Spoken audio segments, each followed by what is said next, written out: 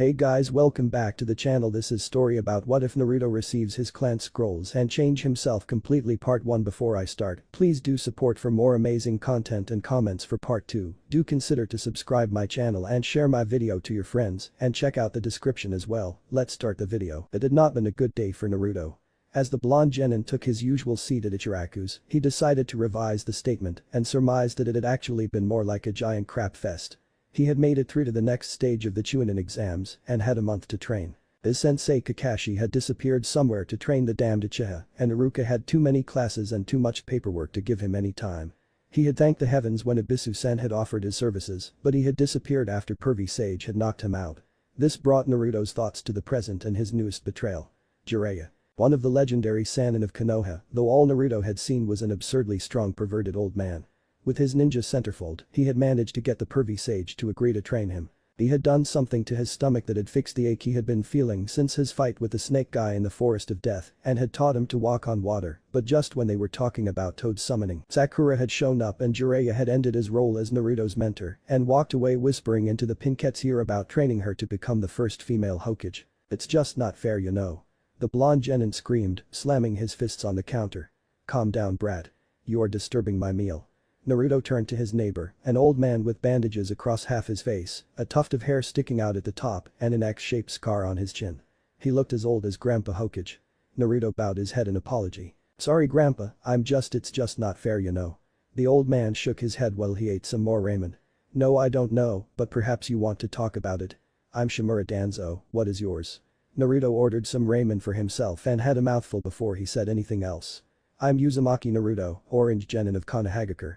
And I'm probably going to stay that, you know. I thought when Iruka-sensei acknowledged me as a ninja of Konoha and my joining Team 7 meant I was finally going to be a ninja who protects Konoha and serve my village and have friends, comrades I could count on, you know. I thought I would get real training and become strong so I can achieve my dream of becoming the next Hokage, the best ninja of the whole village. I was going to the greatest Hokage, the greatest defender of the village, so everyone would finally respect me and see me as a ninja who love his village and not as a demon. Instead I've been reminded how gullible I can be. Kakashi-sensei, who gave this big speech about teamwork, has run off with his precious Uchiha to train him. Uchiha is getting further and further ahead of me, and just when I think I might have found someone else to train me, Sakura-chan steals him because he's a pervert and she's not a boy. Naruto finished his bowl and rested his head on the table. How can I get strong enough to protect my village when no one will give me a chance, you know? The leader of Root was at a loss. The man who lead Konoha's even blacker Black Ops had decided to treat himself to his secret passion for Ichiraku ramen and had come face to face with Konoha's Jinchuriki. He had been planning to take the power of the Kyuubi for himself. He'd laced his left arm with Sharingan eyes and injected himself with the first Hokage's blood for that very purpose, and yet he now found himself losing the desire to do such a thing. The Jinchu Naruto's words struck a chord in him. As a child he had always felt like he was always trying to catch up to Seru, the Sandaime Hokage. He loved Konoha too, and he'd always wanted to be Hokage himself, to be the great protector of the village. Years before he had attempted to forge an alliance with Hanzo the Salamander to that end, but that plan had fallen apart. In fact he now felt ashamed of the planned coup, to his own surprise. Hanzo had long thought the same as many that Uzumaki Naruto was the nine-tailed demon fox in human form, a menace. Now he saw his own reflection, a little boy struggling for recognition and chasing the shadow of his teammate. He had known his father and grandfather had died to protect the village, but though he knew Naruto's parents had given their lives to protect the village, the Orange Genin of Konoha did not. He knew nothing of his heritage. He agreed with Sarutobi that the name Namikaze would have drawn the Yondaime Hokage's attention, but the Uzumaki name had an allure too. They had once had their own village and specialized in fuinjutsus. Seals. He had researched them a great deal when he had been developing his own seals and had a number of their scrolls with him on this day. What you have told me today gives me pause for thought, young Uzumaki. I will admit that I already knew who you were before you introduced yourself, and I have borne you an ill will for as long as you have lived. But what you have said today has given me a new perspective. You speak of your love for Konoha and your desire to be her #1 protector. I share that dream, but I fear my team has passed. So I think I shall help you. He reached into his bag and made a mental note to have the root files on Uzumaki Naruto moved from the enemies section and into the allies section. The Uzumaki were a very prestigious family of ninja. They had close familial ties to the Senju family, who founded Konoha, and they themselves had their own village. These scrolls contain their history and their jutsus. They are your birthright. I'm afraid I can't afford the time to train you myself, but I am sure that you can overcome this obstacle. In fact, I shall put a small sum on you to win in your match, so don't let me down." With that, the old man that had just overturned the orange genin's life in a matter of minutes stood and walked away. Naruto ran home clutching the Uzumaki scrolls tightly to his chest. He literally could not believe his own luck. A man he had never met before had given him a way of possibly winning. He locked the door and pulled his training schedule to start rearranging his training. He'd never done any work on Fuinjutsu, but he had high hopes considering they were part of his very bloodline. Some of the designs made him think of his own seal, and Uzumaki must have designed it or had a hand in its creation. He also realized the crest that decorated his coat and the flak jackets of every Chunin and Jonin in Konoha was in fact the Uzumaki clan's symbol. When Grandpa Scary Chin had said the Uzumakis and the Senjus were close, he meant it. In the Hokage's office, Aratobi Hiruzen was working his way through paperwork when there came a knock at the door. Who could be calling at this hour? The Sandaime Hokage mused as he went to the door. "Hello Seru, old friend, may I come in?" With a great deal of sputtering, Hiruzen led his old friend and rival into the office. They had both dreamed of working in as children. As he lit his pipe, Hiruzen turned to the seated Danzo and asked him why he had come. "I had an interesting conversation with Uzumaki Naruto." Hiruzen tensed at this.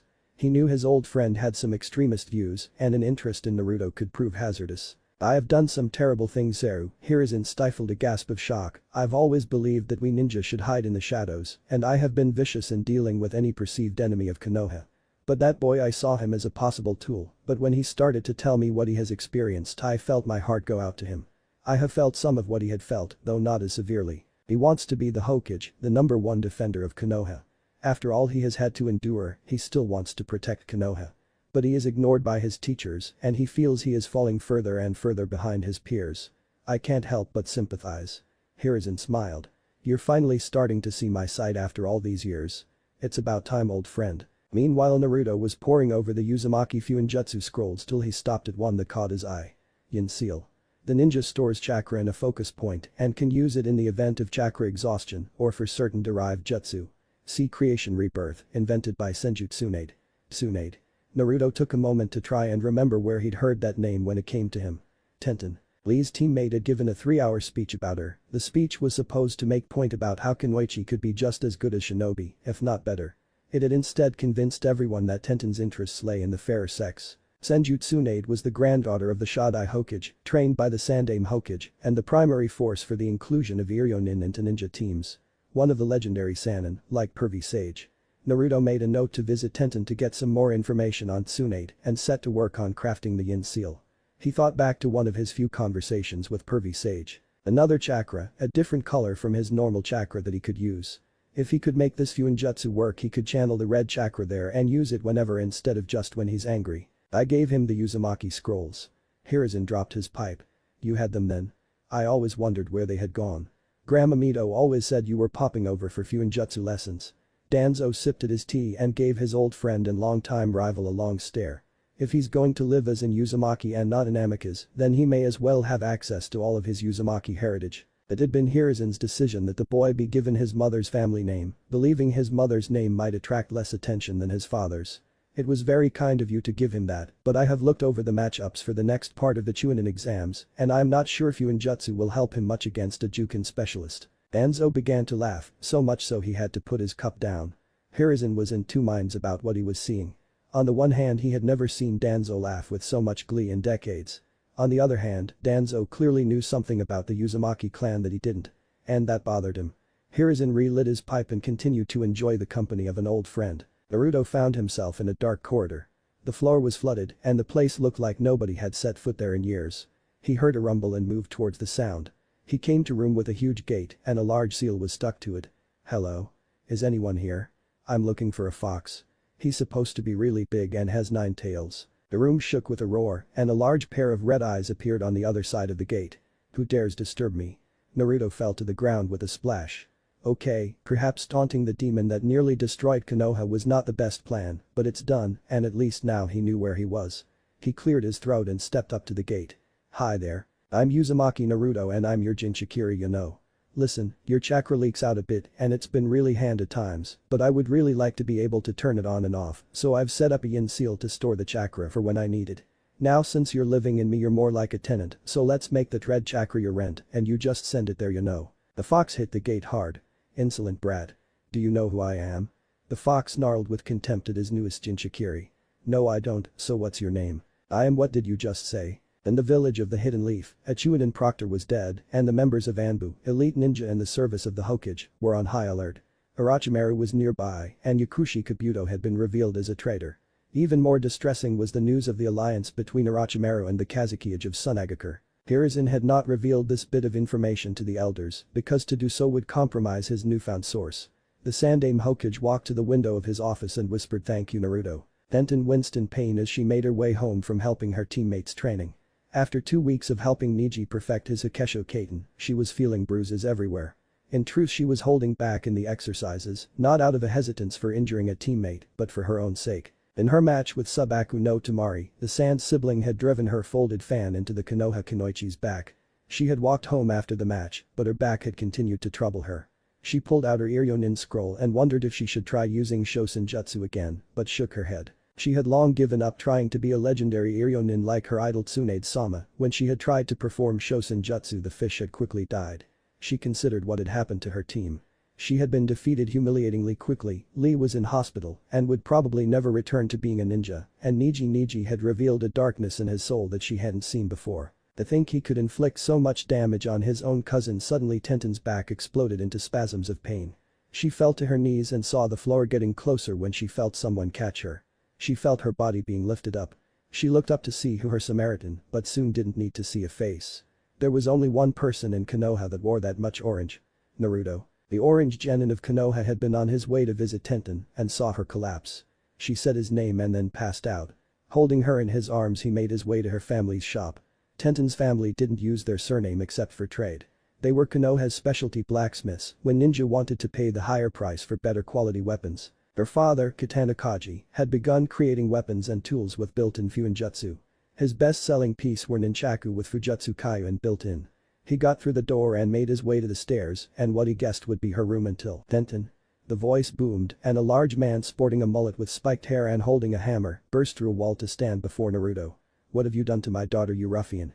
Katana Kaji suddenly ripped his shirt off to reveal a heavily muscled torso. If you think you can attack my darling daughter and then sneak like an eel into my place of business and into my abode, then I shall have to show you why I am called the everlasting titan of the hidden leaf. With that he struck a pose that made his muscles bulge and shine in the light. These kind of like caterpillar brows and bushy brows sensei. No sir. Your daughter collapsed so I brought her here you know. And I have been studying Iryonin Jutsu, so I thought I could find out what was wrong, you know and treat it before you knew so she didn't get in trouble for overdoing it with her training. Naruto kept his eyes closed, waiting for his head to be knocked off. When that didn't happen he opened his eyes. The everlasting titan of the hidden life was crying, his hammer lying forgotten on the floor. That there is such a true gentleman in your generation who would do such a thing for a fellow ninja. Orange-garbed Iryonin in training. I am deeply moved. Katana Kaji patted Naruto's shoulder with such force that he wondered if he'd need Shosen Jutsu for himself. Tenten's room is thought orange gentleman. Might I know your name as you know mine? Naruto made his way up. My name's Uzumaki Naruto, future Hokage. When Tenten woke she could tell it was night time. She took a moment to assess her surroundings. She was in her room and she was on her front with her face on its side to allow her to breathe. And her top had been removed. She immediately surged up to cover herself and froze. There was no shooting pain or spasms in her back. In fact it was better than ever. She checked herself over and all of the bruises from training with Neji were healed too. She refastened her top and turned to see Naruto enter her room with a tray of food and a bundle of scrolls. What is the meaning of this? Naruto looked at her with a vacant look. Your dad made dinner and I brought some up in case you'd woken up. Your dad handed me these scrolls to go over if what I was doing wasn't enough. They're actually what I had come to see you about, so it's kinda funny if you don't count the part where you passed out you know. Tenten took a moment to look at her orange Samaritan. He was different. He wasn't wearing his jacket and he had taken off his hit I-8. She could see he had a gem on his forehead and through the mesh shirt she could see what appeared to be a tattoo on his belly that was fading. The team guy Kunoichi considered herself an authority on Fuinjutsu, it was her specialty in her team, so she knew that she was seeing. The one on Naruto's belly was a mystery, but she could recognize the gem on the orange genin's forehead was clearly the yin seal that Tsunade herself had used. These details were curious enough, but what he had said raised further questions. For her father to have given Naruto her Iryonin Jutsu scrolls, it would mean that Naruto was the reason her back was fine and her injuries had healed. It didn't gel in her head. When she had seen Naruto in combat, he had been clumsy and often resorted to Kage Bunshin no Jutsu and pranks. Furthermore, to have done such a good job he would need to have an incredibly high level of chakra control. Naruto, what are you doing with Tsunade Haime's seal on your head? Why do you want to look at my scrolls, and when did you learn Iryo Ninjutsu? Naruto pulled his jacket back on and sat next to Tenten while she took the dinner out of his hands. The yin seal is actually an Uzumaki clan fuinjutsu. Tsunade's grandma used the same fuinjutsu and her name was Uzumaki Mido. I got the Uzumaki scrolls a little over a week ago and when I saw the name of Tsunade, I thought of your speech, so I thought you'd probably have more information on her. I've been practicing Iryo Ninjutsu about the same amount of time. The Uzumaki clan specialized in fuinjutsu, but they also had a bunch of Iryo Ninjutsu exercises. Tenten felt a cold sweat on the back of her neck. Iryo Ninjutsu required perfect chakra control, and the dead last genin had apparently mastered Shosenjutsu. Naruto, you know if you're really wanting to going up against Neji, you can't just have fuinjutsu and Iryo Ninjutsu. Neji is a Juken genius, and now that he's mastered I can't tell you.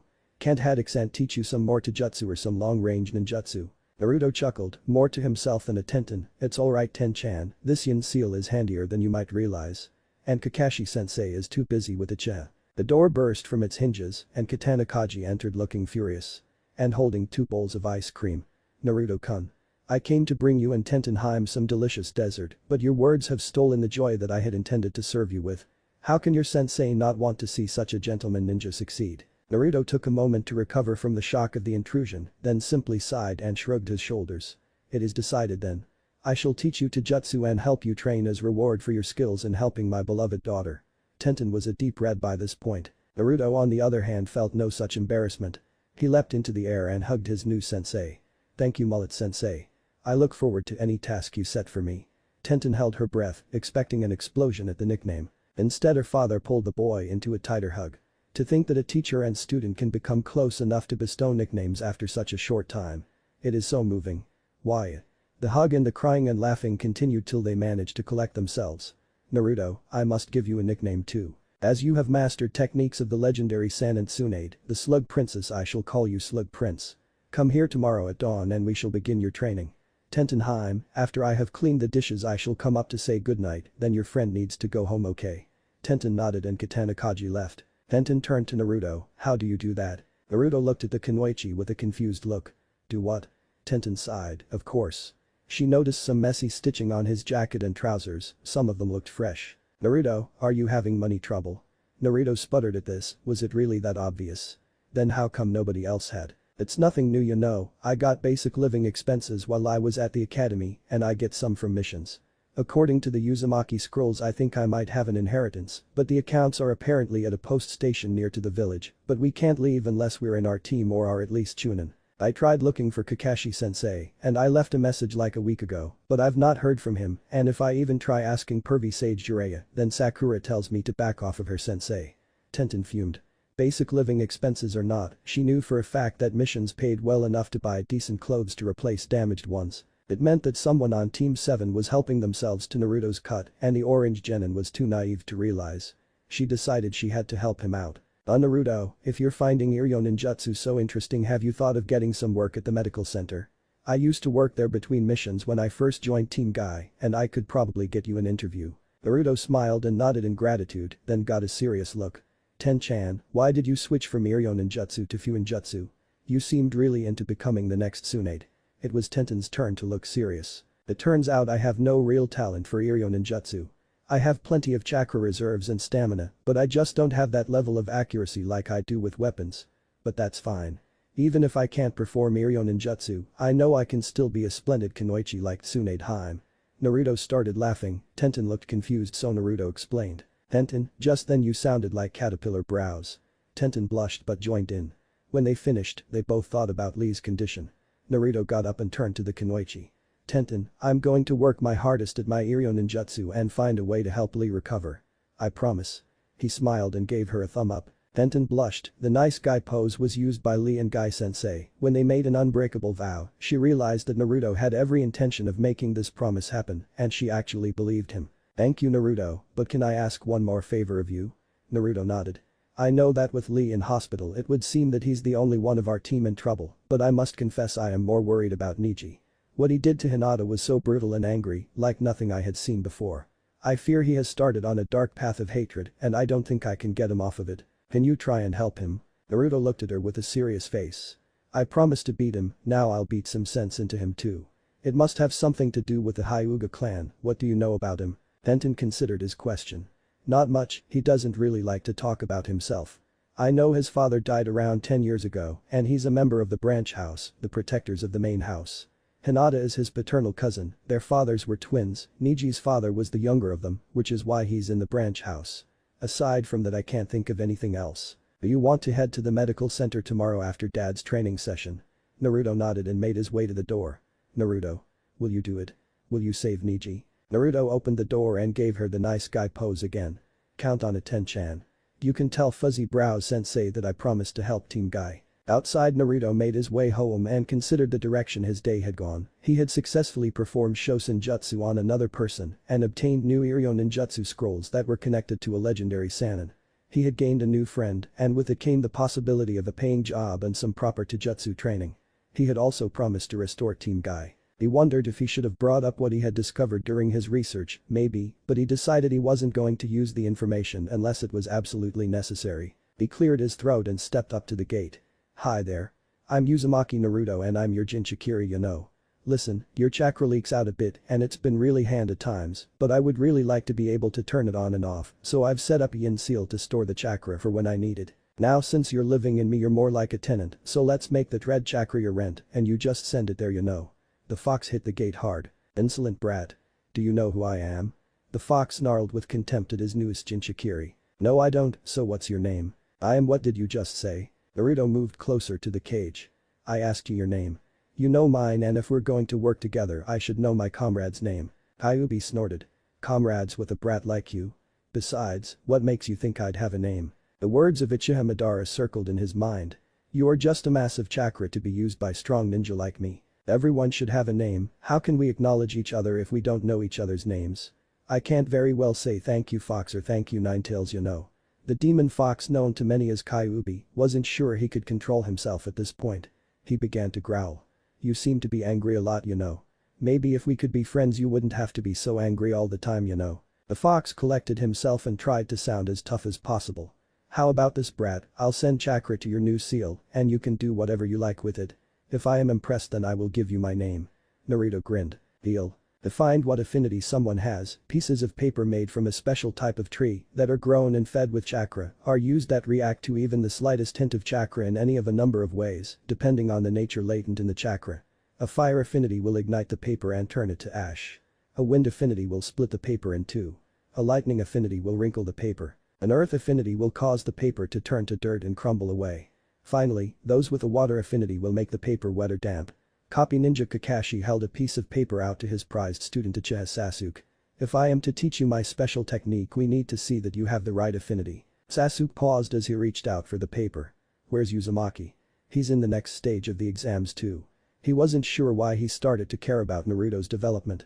He knew that to wake the Mangekyo he had to kill his best friend, but since the mission where they fought Zabuza he had felt an affection.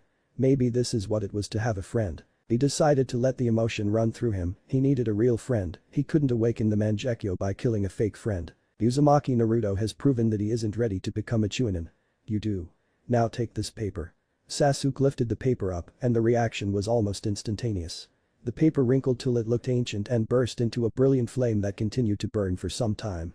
Well then, it appears you have an affinity for fire and lightning. Excellent. Hey. Mullet sensei, I thought you were going to teach me Taijutsu, you know. Why do I need to do this paper test thing? Katana Kaji pushed the paper forward again, with a more resolute face this time. With your lack of training in certain basics and mastery of high-level jutsus, simple Taijutsu is the wrong way to go with such a short time left. I shall teach you ninjutsu, close combat that incorporates ninjutsu in the attack. I shall also train you in the use of a weapon that best suits your elemental affinity. Now let's get on with this. Naruto held the paper tightly and waited for it to react.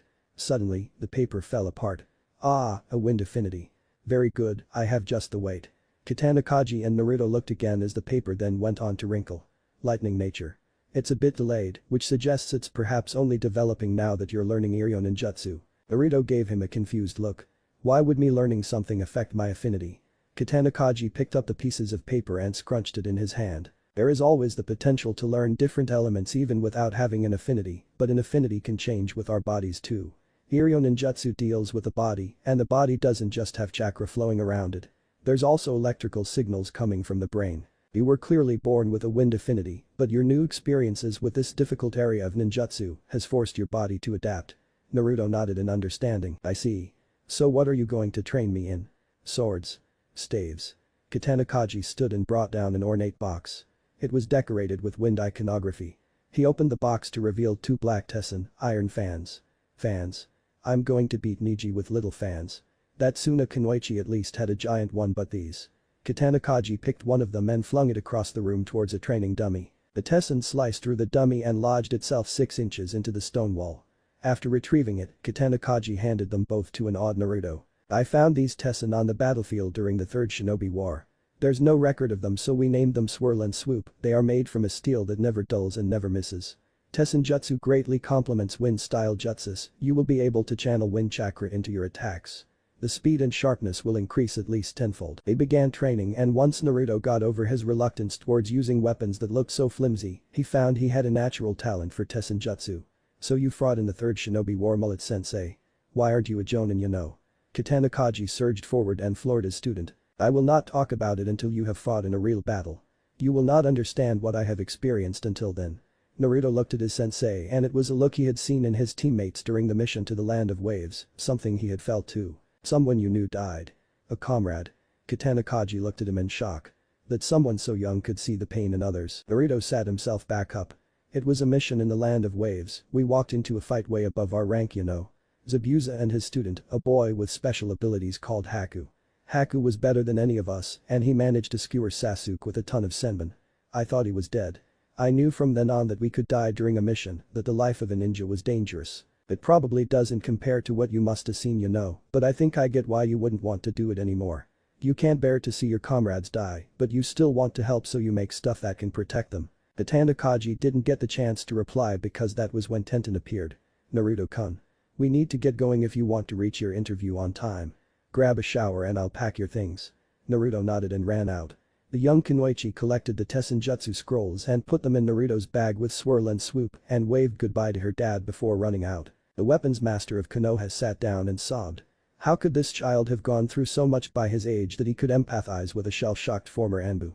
He had removed himself from the affairs of other ninja for nearly 20 years after the death of his first wife.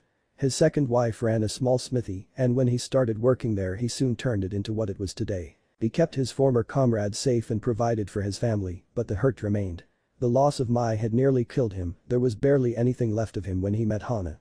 Naruto wanted to be Hokage, and Katana Kaji believed he would. He was his father's son. At the Konoha Medical Center, the Iryonin Maitate was again looking at Rock Lee's lab results. His body was a mess. It seemed most of his bones had been broken at some time or another, and the strain of opening his chakra gates had shaken his old injuries open. All of this combined with the damage done by a partial Sabaku Kaiu had destroyed this young man. That this boy was recovering at all was a miracle. He desperately wanted something to show to Might Guy that would give him hope. It had broken Maitate's heart to see a man he had seen as a role model for pushing yourself to succeed just sitting outside a room for days on end. Maitate-sensei. Maitate turned to the source of the voice to see his old assistant. When he had just started at the center, a young girl had started to follow him around. Her name was Tenten. She said she wanted to be a splendid Kunoichi like Tsunade. But it had become apparent that she had no ability when it came to Iryo Ninjutsu, and she had stopped coming not long after. Earlier that day she had surprised him with a visit and a request. She had a friend in the Chunin exams who had little to no money and had been learning Iryo Ninjutsu and Fuinjutsu. From what she had said, he had real talent. He smiled. Tenten, it's good to see you so soon after your last visit. Have you brought this potential staff member? She nodded and brought his attention to an orange-garbed blonde. His hit-eye was tied around his neck, his cheeks had markings like whiskers, and he had a diamond fixed to his forehead. Uzumaki. Naruto's appearance had changed since he had last seen him. Uzumaki, I must be frank with you. From what I have seen, you can't possibly be the same person Tenten was telling me about.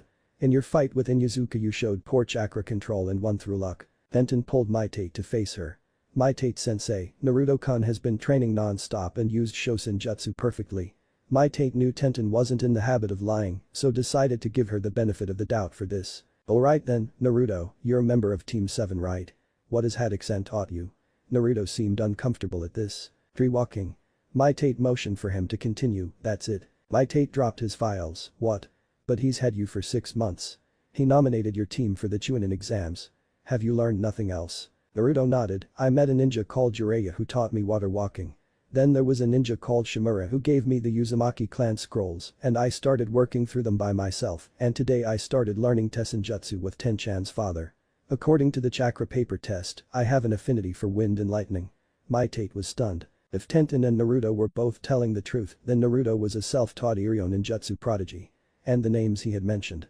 Jiraiya was the legendary Toad Sage, and yet he had apparently walked away from being this Genin's mentor. The second name gave him further pause.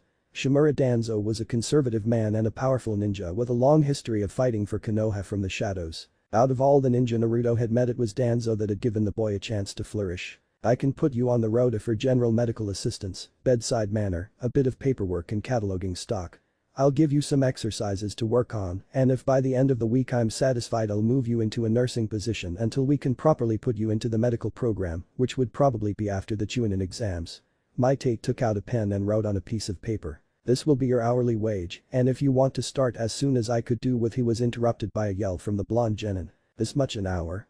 Give a 2-hour shift and that's more than I'd make in one mission. Tenten and Mitate shared a look. Iryo Nin's salary was quite comfortable, but for those just starting it was worse than Genin mission pay, a way of weeding out those who weren't committed to the level of study Iryo ninjutsu required. If this rate of pay was better in Naruto's eyes, then someone had been taking most of Naruto's pay. Alright, things to do, you know. Kage Bunshin no Jutsu. Suddenly there was a small fleet of Uzumakis in the corridor. The original stepped forward. Alright guys, you lot go to the training grounds, you guys go home and work on Mitate sensei's jutsu exercises. The rest of us are gonna work here the rest of the day. Mitate sensei, just point us where you need us, you know. Mitate felt a cold sweat coming down the back of his neck. What had he agreed to? Mitate desperately tried to pull the files from his pupil, Naruto. These are Lee's personal files. You aren't authorized to read them. Naruto pulled again. How am I supposed to fix him if you won't show me what's wrong? Idiot. I'm supposed to fix him. You're not an official Iryo Nin yet. Stop pretending you are.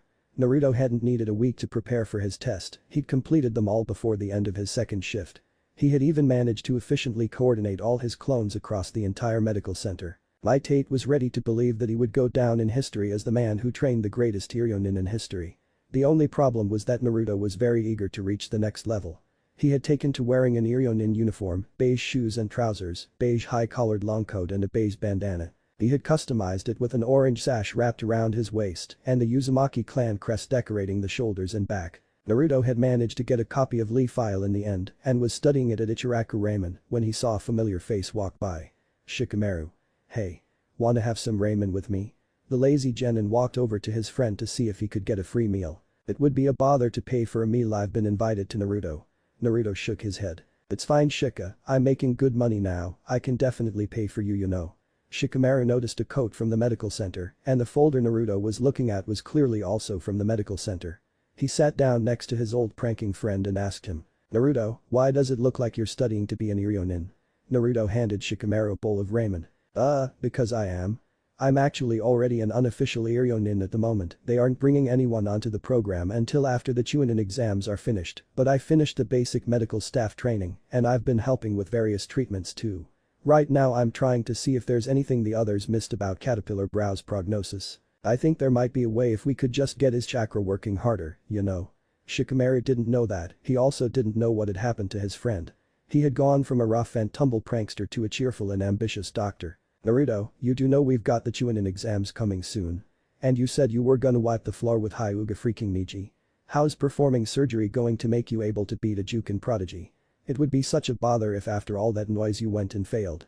Naruto lifted a piece of wood and ran his hand over it in a pattern. Letters began to appear, carved into the wood. Intense situations gives birth to rapid growth. Iryo ninjutsu requires mega accuracy, you know.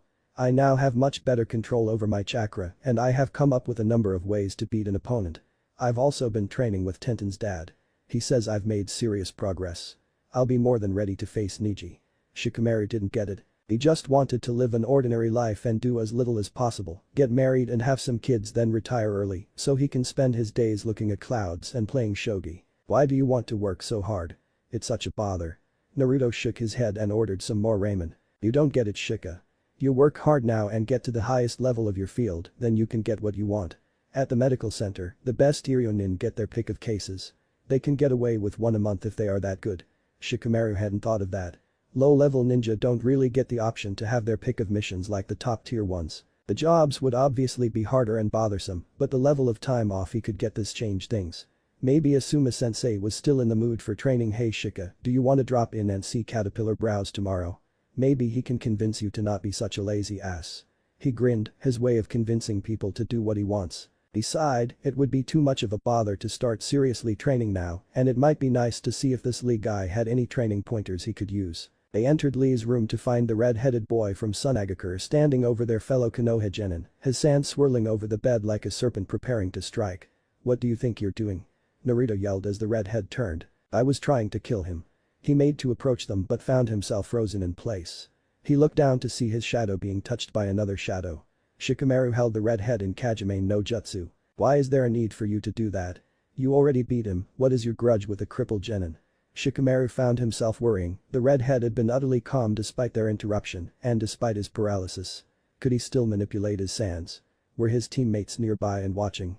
This situation was fast becoming less bothersome and more dangerous. I have no grudge. Both Konoha genin looked at the redhead in shock. I'm going to kill him just because I want to kill him. They entered Lee's room to find the red-headed boy from Sunagakure standing over their fellow Konoha genin, his sand swirling over the bed like a serpent preparing to strike. What do you think you're doing? Naruto yelled as the redhead turned. I was trying to kill him. He made to approach them but found himself frozen in place. He looked down to see his shadow being touched by another shadow. Shikamaru held the redhead in Kajime no Jutsu. Why is there a need for you to do that? You already beat him, what is your grudge with a crippled genin? Shikamaru found himself worrying, the redhead had been utterly calm despite their interruption and despite his paralysis. Could he still manipulate his sands? Were his teammates nearby and watching? This situation was fast becoming less bothersome and more dangerous. I have no grudge. Both Konoha genin looked at the redhead in shock. I'm going to kill him just because I want to kill him. What the hell? You selfish prick. You think you can people on a whim? What kind of spoilt brat are you? Naruto raged from his position stood next to Shikamaru as they tried to stare down the visiting ninja from Sunagakure. Shikamaru tried to think. This guy is acting far too calm about everything. And he's dangerous. I don't know what kind of training Naruto has been getting, but going from my own ability and what I know, if we fight now we'll be killed. Naruto tapped Shikamaru's shoulder and nodded for him to move them to Lee. With Kajime in effect, Gaara was forced to walk round and soon they were stood where each other had been. The sand still lingered over Lee's body. If you get in my way I'll kill you too. Gaara's expression didn't change. Oh, yeah? Naruto's hand tapped a nearby table and a seal popped into the air. That was my personal alarm seal. All my cages have been alerted and they'll inform the medical staff and all the ninja in the area. Do you really think you can get away with killing 3 ninja before someone shows up? Shikamaru shivered. When did Naruto learn to create such a useful jutsu? Naruto. Stop provoking this guy, his strength is monstrous. Naruto snorted, causing both Shikamaru and Gaara to stare at the genin with confusion. I've got a real monster in me, I won't lose to a no-brows creep like you. Naruto grinned, not with a prankster's glee like Shikamaru had seen so often. This grin was one of confidence one's abilities. Heh, with his blonde hair and his medical center long coat Naruto looked a lot like the pictures of the Yondaime Hokage. Gaara looked pensive, a monster, huh? Then it's the same for me. The 2 Konoha genin looked surprised. On my father, the Kazukiyage's orders I was infused with a living incarnation of sand, Shukaku. I killed the one I would have called mother on the day I was born. I was born a monster. Shukaku. The name vibrated in the mind of the orange genin. Shukaku isn't a sand spirit Naruto. He's a weak-ass-tailed beast and the whiniest relative possible. Don't let him take control of the brat Naruto. His voice grates. Naruto did his best to hide his shock. He's like me. Shikamaru forced a snort. With any luck, a show of bravado will make him look less scared. A possession jutsu at birth. Is that something a parent does? What a strange expression of love. Love? Gaara snorted at the word derisively. Don't judge me with your measuring stick. He took a moment to move the sand around them threateningly. Family. Let me tell you something about my family. They're just pieces of rancid meat swimming around me with hatred and murderous intent. Killing my mother proved my power, showed them I could be Sunagakure's masterpiece weapon. My father, the Kazukiyage, taught me the shinobi secrets and spoiled me, let me do as I pleased. I thought that was love until Naruto and Shikamaru pressed Gaara to continue. Until what? Gaara grinned as his eyes increased in size and the blood vessels became visible, making the previously emotionless ninja look unhinged. Until I was 6 years old, whereupon he decided to send assassins every day to kill me. Gaara continued to smile his disturbing smile. The village realized how dangerous I was and began to fear me. My father saw me as soon as trump card in a battle, but realized I was a very dangerous being. To the village I am a constant reminder of their violent past that they wished would disappear. Suddenly dynamic entry. A green streak burst through the door and slammed into the red-haired ninja. Mido Guy held Gaara pinned to the ground on his belly. What is the meaning of these hijinks in this room while my precious subordinate is convalescing? Shikamaru grimaced, Guy clearly knew what was happening. He must have got Naruto's alarm. Gaara moved and faced the two genin again. Surrounded by hatred I began to wonder why I existed, why I lived. I couldn't think of anything. But if one lives one needs a reason. Otherwise you're no better than the dead. Shikamaru and Guy looked confused. What? Naruto stared at the Suna weapon and felt as though he was looking into a mirror. He's like me. Like us. The fox stirred. We've lived alone and surrounded by hatred. We strive to find recognition, a reason to live. When Iruka-sensei acknowledged me I got my reason and the pain of loneliness didn't hurt as much. This poor fellow ninja. He hasn't had that. He only found a reason to exist by killing others. I felt alive when my pranks got me attention, any attention. He only felt alive by ending lives. We are so alike, yet it's like we're from totally different worlds. Gaara concentrated his sand and pushed. Guy ended up against the wall, still battle ready. Let me feel alive again then. Gaara raved. Let me kill you. Come. Naruto walked over to him. Shikamaru began to sweat. Guy had undone the Kajimane, and there was no way the young Nara clan member could call up the chakra to do it again. Whatever Naruto did, Shikamaru couldn't back him up. Naruto laid his hand on Gaara's shoulder. Hello Gaara, I'm Uzumaki Naruto. I'm going to heal the damage you've inflicted on caterpillar brows, and I'm going to heal your broken heart so that the love you feel won't just be a tattoo on your head. Gaara's sand crumbled as the words unsettled the redhead. He suddenly felt himself being lifted. I look forward to fighting you. Naruto then threw him out the window. What do you mean that wasn't an alarm? Shikamaru screamed. The window had been repaired and Guy was performing an unusual prayer at Lee's bedside. Sending healing vibes as the unusual ninja said. Naruto smirked. The seal cancelled all my cages. The jutsu spreads my chakra across them all so by cancelling it, I would be facing no brows at full power. Do you not remember the patrol rotas we copied for our pranks? Jonin and Chunin that are on duty aren't anywhere near the medical center at this time of day. I was bluffing, you know. Shikamaru couldn't believe what he was hearing. Naruto gave Shikamaru's arm a squeeze. It worked out fine Shika. Do you want to get some ramen? Shikamaru blushed. I have to go. I have training to do. Last week before the exams right. He made a hasty exit leaving a bewildered Naruto. Shikamaru took a deep breath. He was a slacker at heart and had always planned a life of small effort, followed by a plain woman for marriage, children and a quick retirement. He had always thought women were tiresome and annoying, but he also knew he was reaching an age where he was going to start noticing people. He had thought that he would start seeing women as less of a bother, but that hadn't changed. His teammate was proof of that. He knew he was pretty smart, but there had been one possibility he hadn't thought of. Naruto. I finished his prayer and turned towards the orange genin. I was talking to Tenten the other day and she told me something interesting about you. Naruto wasn't sure if Guy was upset or not and decided he couldn't back out of the coming conversation. I made a promise and I'm going to keep it. He again made the nice guy pose. I will give it my all and heal all of Team Guy. I will save Niji from his darkness and I will find a way to get Lee back to tip-top condition. Guy welled up and pulled Naruto into a hug. Ooh. Naruto. I never realized Lee had made such close friends that they would want to help so much. Guy bawled out some more things, but Naruto couldn't quite understand everything. Something about flames, youth and springtime. Guy finally collected himself and handed a parcel to Naruto. As a token of my gratitude take this, it should help greatly with your training. Naruto nodded and left Guy to continue his prayers. Danzo Shimura felt his whole body clench in agony and fell from his chair. Trouble, Danzo-san. A voice croaked from the shadows. A pale man with long jet black hair emerged and took the fallen root leader's seat. Are my enhancements troubling you? Danzo snorted. He was well aware of Orochimaru's failsafe. A special genjutsu placed in the skin. If the snake Sannin wanted he could kill Danzo on a whim. Are the arrangements made? Danzo sat up. I have withdrawn all root members. They believe it is an important mission. When you attack you will have only Konoha's regular forces and Sarutobi's Anbu to face. Bile rose in his throat as he toadied to the whims of a traitor. You hate me don't you Danzo? Danzo blinked. I know and I understand, you old warhick. I betrayed Konoha. Pa. I just wanted to learn the secrets of immortality. The fact remains that you needed me to give you your enhancement, so you have to accept my price. Atogakure and Sunagakure will invade, and I will collect my new samples. Then Atogakure will pull out and leave you to return like big damn heroes. You'll no doubt become the next Hokage, and anything you want will be done by the council that will see you were right all along about keeping vigilant. The Kazekage is already dead, and they won't find out until I'm already gone. The plan is perfect, Danzo. Danzo stood up, his face gray. Did you have anything else to say, or did you just want to see me sprawl on the ground? Orochimaru chuckled and moved over to the door. Pleasure doing business with you, Goddamn Hokage. Hahaha. He sank into the ground as if swallowed by the shadows themselves. The Warhawk of Konoha went back to his desk and reached for his secret drawer. Imported whiskey. His other secret vice, after ramen at Ichiraku, was a sizable drink of Glenfiddich. As the drink burned its way down his throat, he thought of his last visit to Ichiraku. Naruto, had I only shared ramen with you sooner. Naruto gasped. T10-chan. It's so tight. I thought you said you'd done this before, you know. The Konoha Kunoichi grunted with effort. She'd only done this once before and had forgotten how hard it had been. Just hold it together, Naruto-kun, I'm almost done. She took a deep breath and moved closer. With a great sigh of relief she said, done. Naruto looked in the mirror and the outfit that Tenten had given him.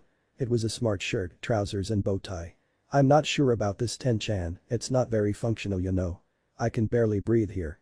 Tenten looked hurt. But Naruto-kun, you need a new outfit after what happened to your other outfit. It needed an update anyway.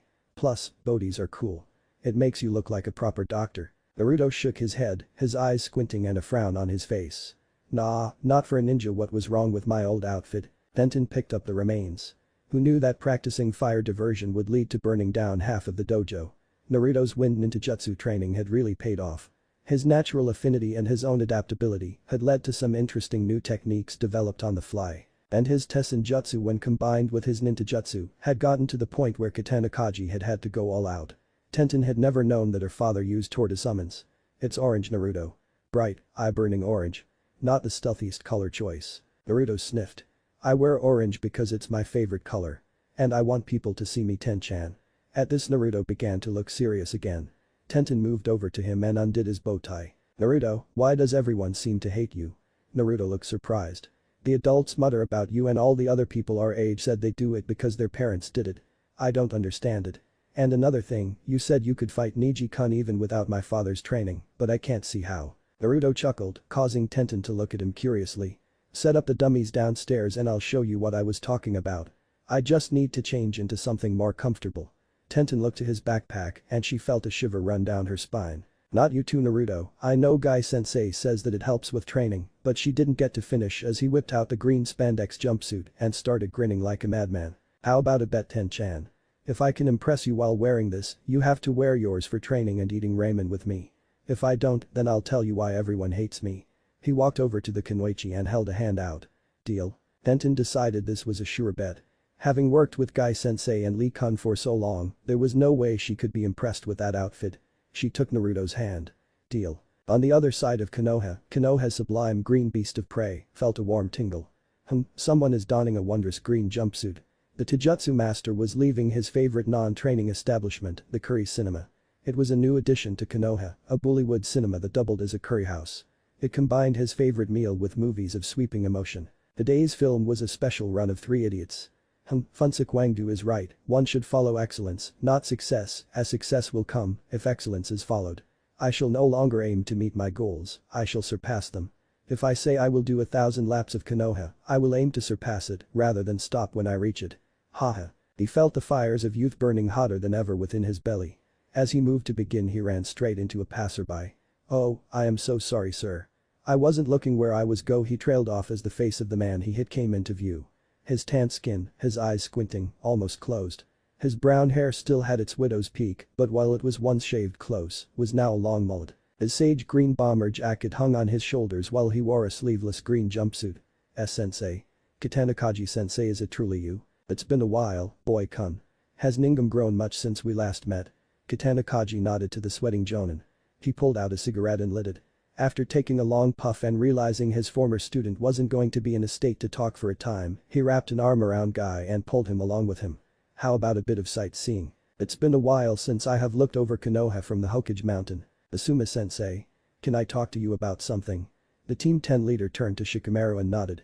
Questions of his own began to form in his own mind as he led his pupil to a bench. In the past few days, his normally lazy student had become obsessed with training. They had made great progress with Kage Kubishibari no Jutsu, and his stamina training was going at a good pace. What is troubling you, Shikamaru-kun?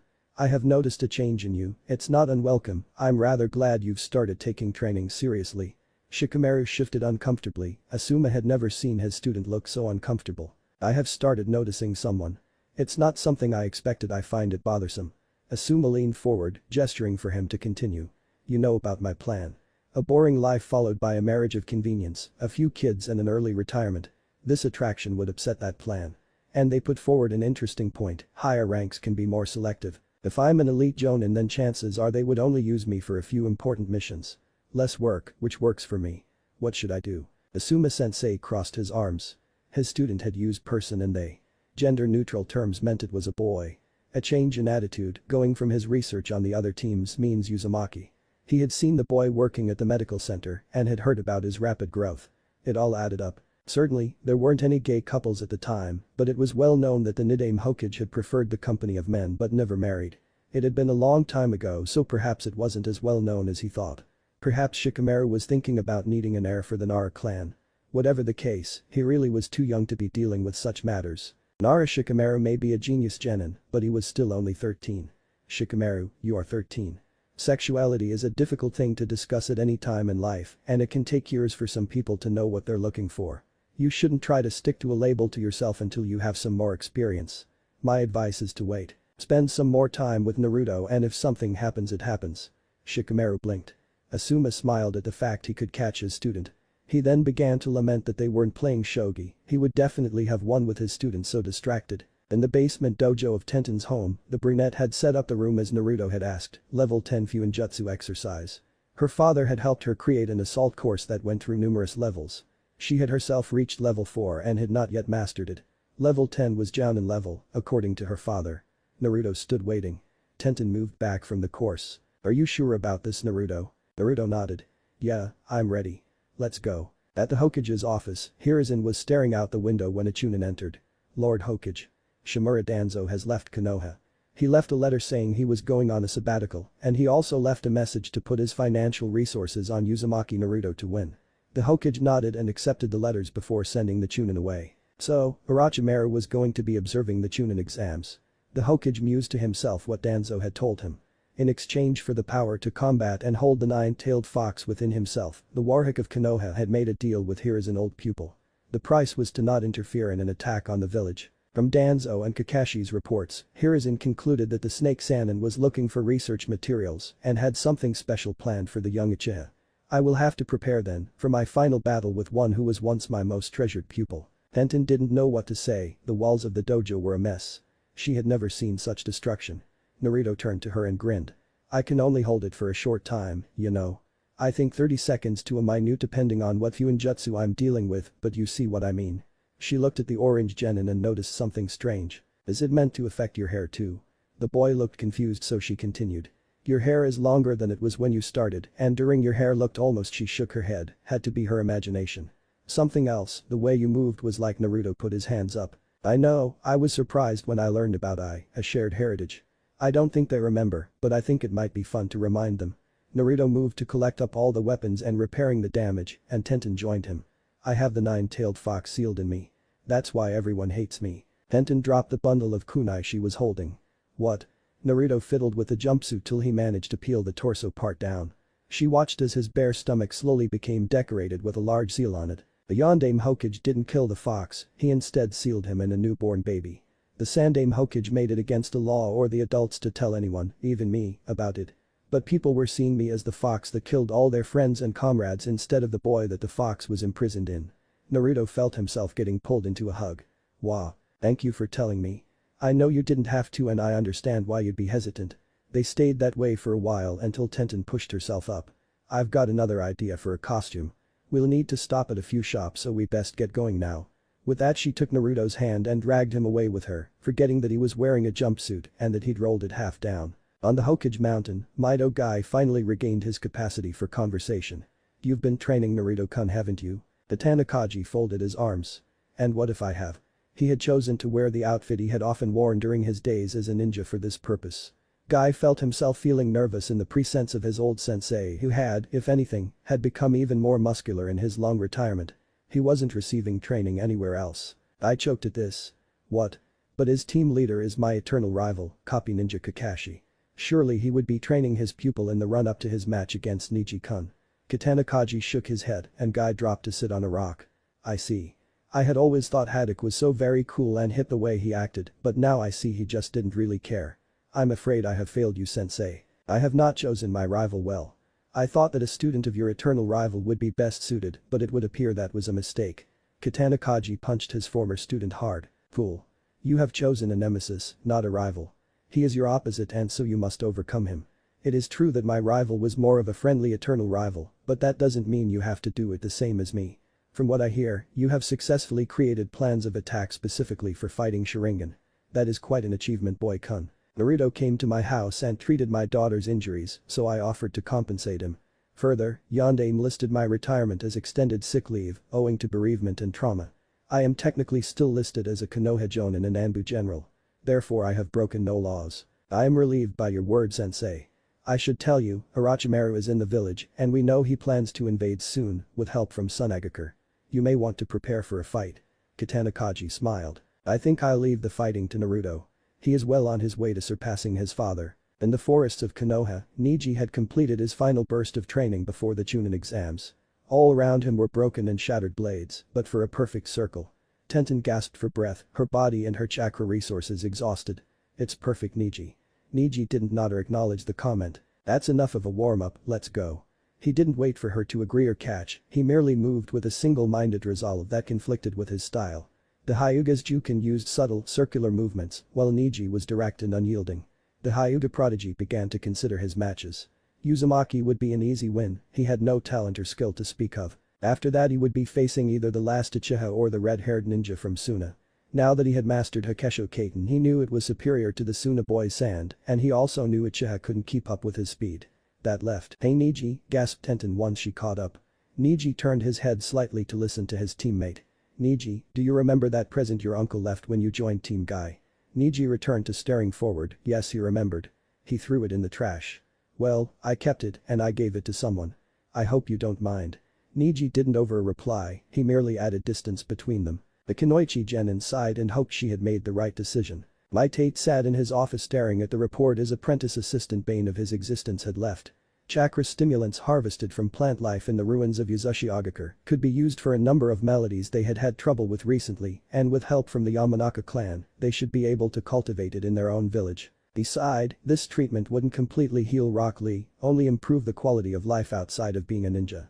The Iryonin still couldn't believe how much work the Genin had done in such a short time, without even being made an official candidate for the medical program. He pulled out a blank scroll and began to write out his recommendation for a mission to the ruined city of Naruto's clan to retrieve the plant, wanting to get it filed before he went to see how his protege did in his fight with his patient's teammate. Sarutobi Hiruzen was visiting the memorial alone, offering prayers to the fallen and for those who would soon follow. A number of his best Jonin and Anbu were on missions far away from the village, and by Danzo's estimates, the combined Itagakure and Tsunagakure forces outnumbered them 5-1. The only one of his students he was in contact with had disappeared with his student, he shook his head dismissively. He had seen Ms. Haruno the day after he had heard what had happened from Danzo.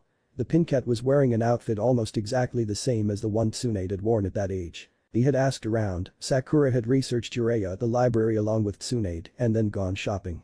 Clothes and perfume that had been Tsunade's preference.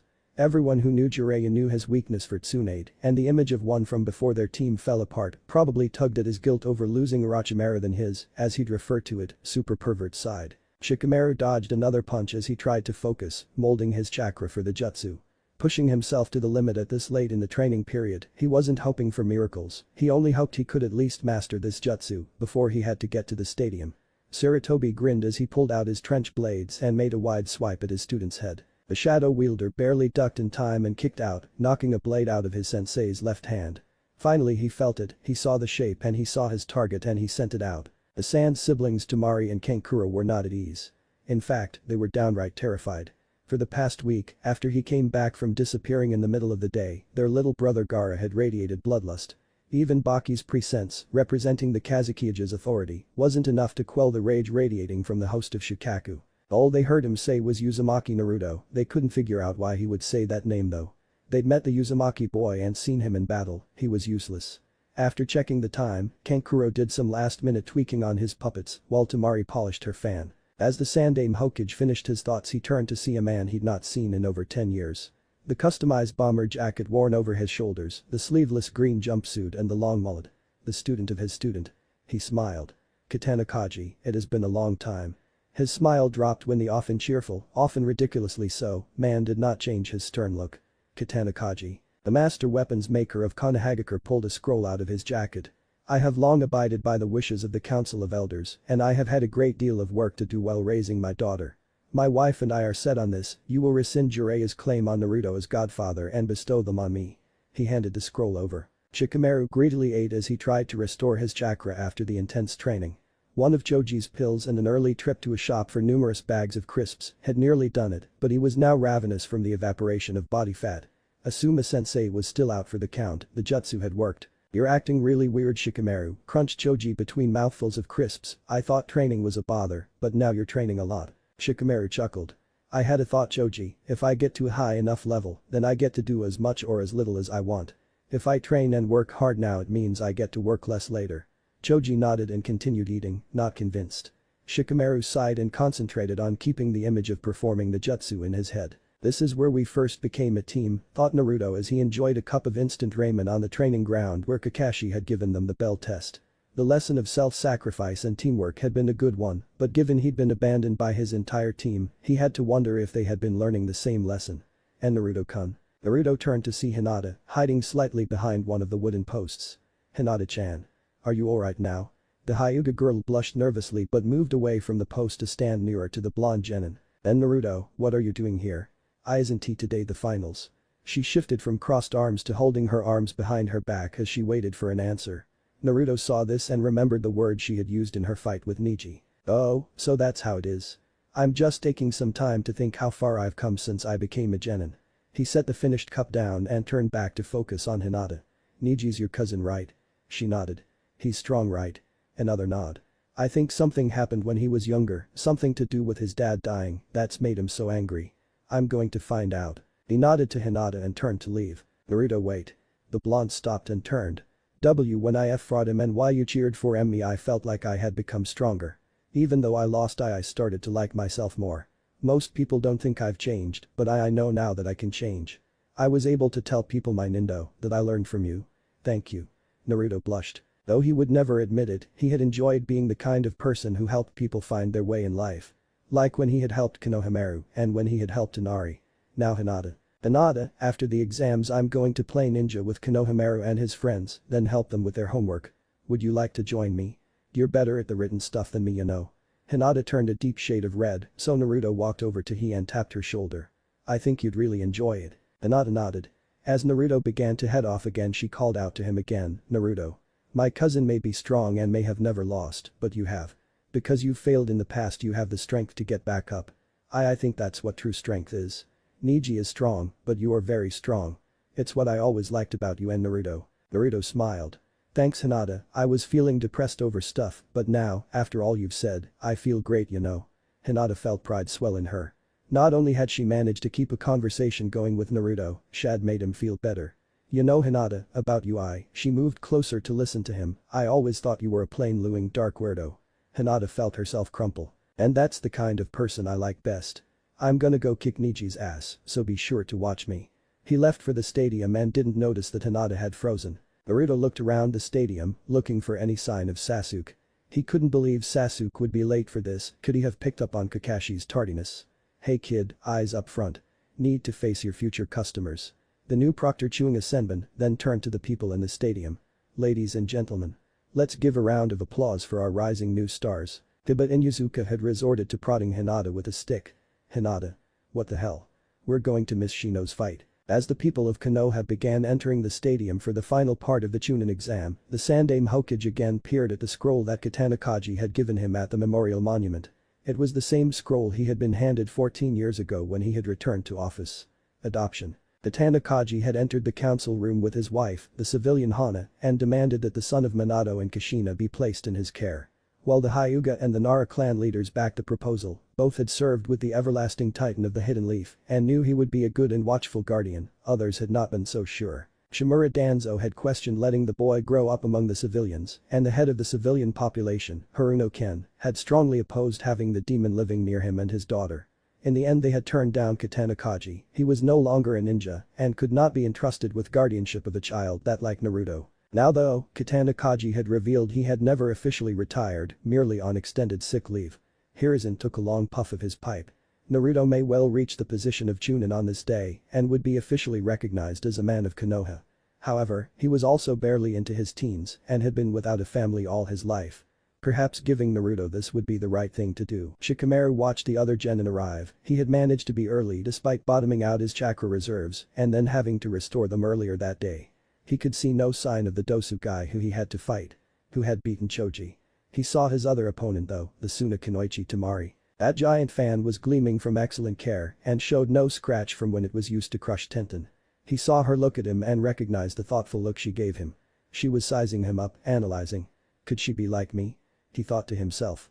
Could she be a tactical thinker who plans ahead of a fight before it even starts? There had been a reason for his earliness. He had mapped out the battlefield, looked for weaknesses in the ground, and checked the size of the shadows.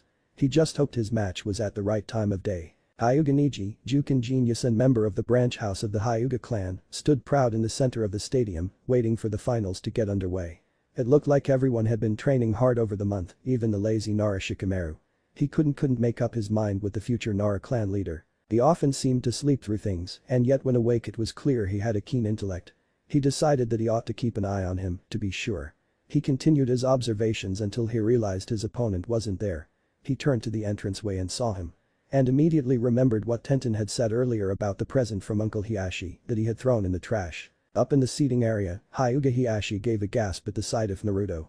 Despite the obvious color change he recognized the traditional Hyuga garb he had intended for Niji to wear. Hiba and Yuzuka had resorted to prodding Hinata with a stick. Hinata. What the hell? We're going to miss Shino's fight. Hinata finally unfroze and Kiba relaxed. What happened Hinata-chan? Who was that blonde Hyuga you were talking to? Shikamaru stared agape at his transformed friend. Black hakama trousers with a light orange kimono orange. He wore a darker orange Mentsuki Haori over it, the spiral that adorned so many ninja garbs in Konoha was emblazoned where the Mon family crests were supposed to be. His obi sash was black with what appeared to be spiraling orange foxtails decorating it. Naruto's Hitai-8 was tied onto the obi, leaving his forehead bare and showing the diamond that he had recently gained. He was no longer wearing the typical ninja sandals, he now had split-toed white tabi socks, and Seta appeared to be two sticks tucked into the obi, but Shikamaru couldn't guess what they were. Something he recognized though was the Iryonai coat which the blonde genin was wearing on his shoulders. All in all, the dead last genin looked more. Naruto looked around the stadium, looking for any sign of Sasuke. He couldn't believe Sasuke would be late for this, could he have picked up on Kakashi's tardiness? Hey kid, eyes up front. Need to face your future customers. The new proctor chewing a senbon, then turned to the people in the stadium. Ladies and gentlemen. Let's give a round of applause for our rising new stars. Shiranui Genma, proctor for the final part of the exams, wasn't sure what to make of the blonde genin. He looked like a younger version of the Yondaime Hokage, wearing his confidence like his coat. He had seen the trainee Iryonin at work when he'd visited a friend at the medical center. The kid had been everywhere at once, totally focused on task. It was unreal that a genin, who hadn't even finished his Chunin exams, was fast becoming an Iryonin genius. The Hokage rose up and moved to the balcony, while the Kazukiage remained seated. Thanks everyone. For coming to the Konoha Chunin selection exam. There was a great applause. We will now start the main matches. Shikamaru gave a sigh of relief. It seemed Dosu had quit the exam, so he no longer had an extra match to fight. Which meant he just had. Aki, the leader of the Sand siblings on their invasion of Konoha mission, glared at Gaara. There was no sign of Uchiha Sasuke, and there was Gaara's disappearance not long before they were due to arrive that day. Could he really have done this? After I repeatedly told him not to attract attention. Okay guys, it's a different setting, but the rules are the same as before. You fight until one of you dies or acknowledges defeat. I'll step in if I think the fight's over. You got that? The assembled genin all gave the slightest of nods. This was serious. No joking or questions now. Alright, first match is Hyuga Niji vs Uzumaki Naruto. You two stay while the rest go to the waiting area. Hinata and Kiba were barely able to find a seat but were able to see as Niji and Naruto stepped forward to face each other. Above them, Ino and Choji were sat staring intently at the arena floor. Against someone like Niji, Naruto has no chance. Whispered the blonde florist while the pleasingly plump genin opened another bag of crisps.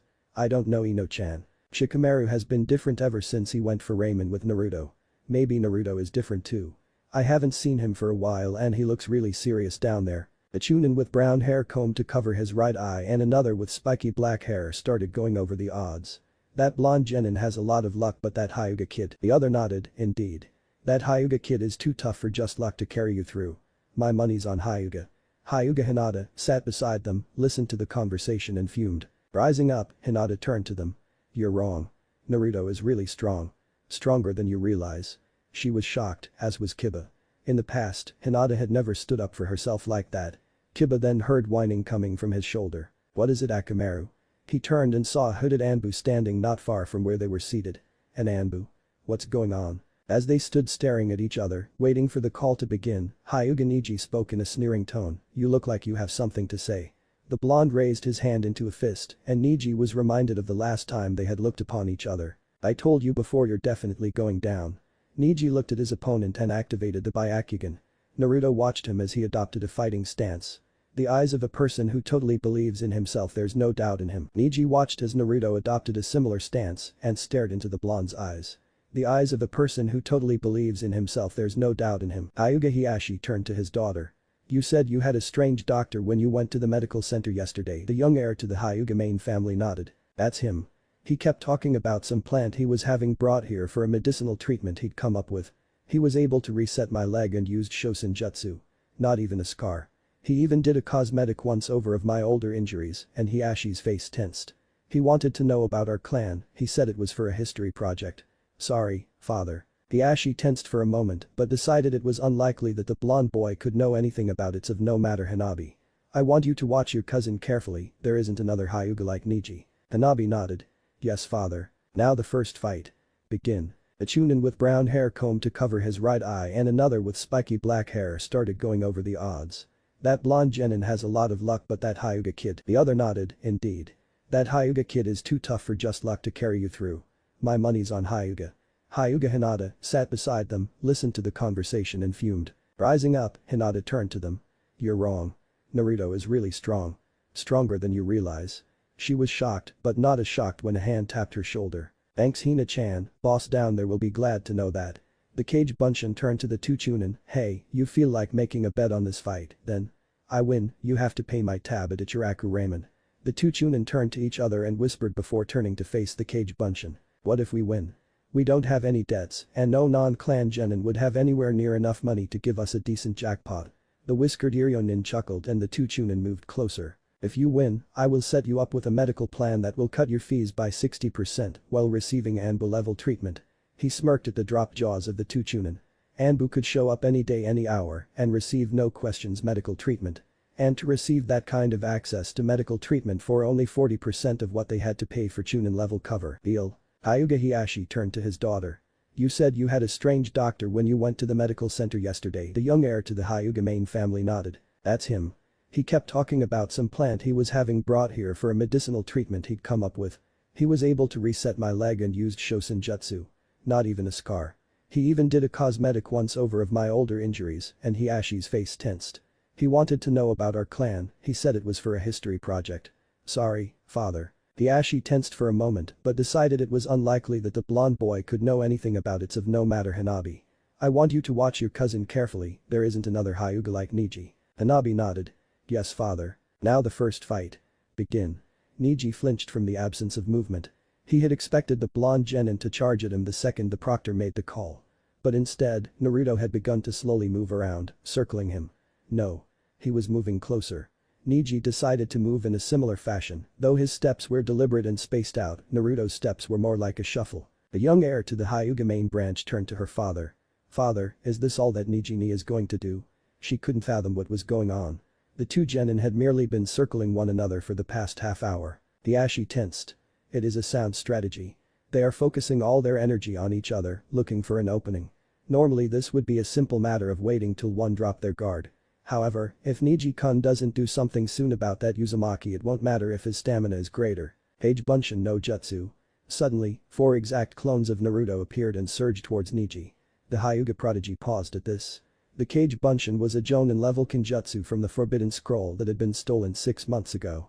The academy instructor Mizuki had been arrested for it, but it was said that he had manipulated a student to steal it for him. So, you are the moron who stole a scroll. Behind the 4 clones the original Naruto started. Yes, I heard about it. So you tried become stronger like that, huh? It won't do any good though, your fate is already set in stone. Tenten blinked in surprise. Was this Naruto's idea of a trump card? The Kage Bunshin would make it difficult for Neji to find the original, but Neji was a Juken prodigy, with Taijutsu skills beyond anything Naruto could learn in a month. She turned to her father. What is Naruto thinking? The Tanikaji tensed, the Hyuga boy didn't see what was going on, and Naruto seemed in no hurry. Clearly that move wasn't going to be his first plan, simply a reserve. He remembered the promises his slug prince had made to Tenten. He is preparing to show us all his new path, his new Nindo. Tenten looked confused but returned to watch the match. The clones charged at once, weaving from different directions. The Hyuga didn't even move, the veins round his eyes just seemed to flex more. He leapt at the last moment and delivered a brutal kick to the face of one clone, while landing in a handstand on another. He spun and with an almighty crack the clone exploded just as the head appeared to leave the body, causing Naruto to wince and hold his neck as the memory invaded his mind. The last 2 clones were dispatched with a spin kick. Pathetic. To think you dream of being the Hokage. It's impossible for you to beat me with these all-seeing eyes. Talent is decided when we are born, our destiny is decided before we are even born. You have nothing to distinguish yourself from the worthless losers you stand up for except a goofy grin. Your fate is to lose to me. Here. Damn Hyuga and double damn those all-seeing eyes, thought Naruto as the phantom pain in his neck burned. He knew his backup could finish this fight here and now, but he needed to know more. He needed to know why Neji felt such pain that he needed to hurt Hina-chan the way he did. Why the hell do you get to decide things, huh? You think those eyes tell you everything you know? Growled the genin. Hyuga Neji sneered. So you think any shinobi can become the Hokage just by working hard? Kage is a title few shinobi are awarded. Think of our villages, a man who built a forest on a whim, another who could locate any enemy just by touching the ground, a genius who commands the Monkey King, and a man who could be everywhere at once, who defeated the 9-tailed demon fox. At this Naruto felt his tenant growl with contempt. Look at the reality around you. Only one destiny is shared by all that even a loser like you can achieve. Death. He still has that grudge against the main family. Why hasn't that boy activated his jutsu? What does he know about this situation? Hiashi couldn't understand what the Uzumaki boy was up to, but he was sure it couldn't be good. Another swarm of Kage Bunshin rushed at the Hyuga prodigy, 20 of them this time. Neji saw the one at the far back. The same strategy. What a fool. He rushed his way past the clones and pulled a kunai from one of them before leaping into the air to land right behind Naruto. It's over. The clones disappeared. Father, why is Naruto trying to use Taijutsu? You were teaching him ninjutsu on account of the lack of time. Katana Kaji shook his head at his daughter's question. Initially, yes. However, I then discovered that Naruto had mastered the Kage Bunshin no Jutsu and could divide his training up among many. I taught him a martial art that I thought would help him understand Juken tactics better. In fact, he read up on it and decided to adapt his Nindo to include its teachings. Tenten turned to her father. What martial art? Judo. Another swarm of Kage Bunshin rushed at the Hyuga prodigy, 20 of them this time. Neji saw the one at the far back. The same strategy. What a fool. He rushed his way past the clones and pulled a kunai from one of them before leaping into the air to land right behind Naruto. It's over. The clones disappeared. Neji drove the kunai forward but fell forward when the kunai was suddenly smoke. 2 hands grabbed his arm. Seoinage. Neji was suddenly in the air and then slamming into the ground. A trap. Neji rolled away from his opponent and tried to regroup, but the orange genin was on him straight away. Neji attempted a kick, but it was grabbed, and Neji was swung by his own momentum into the air and then into the ground, face first. Held close together by the blonde genin, Neji struggled to break free. As long as we're this close, your all-seeing eye is pointless, and you don't have the room to try choking my chakra points. I can just keep throwing you into the ground until he didn't get to finish as Neji fixed his footing and then brought his stare to Naruto, radiating with Saki. Takesho.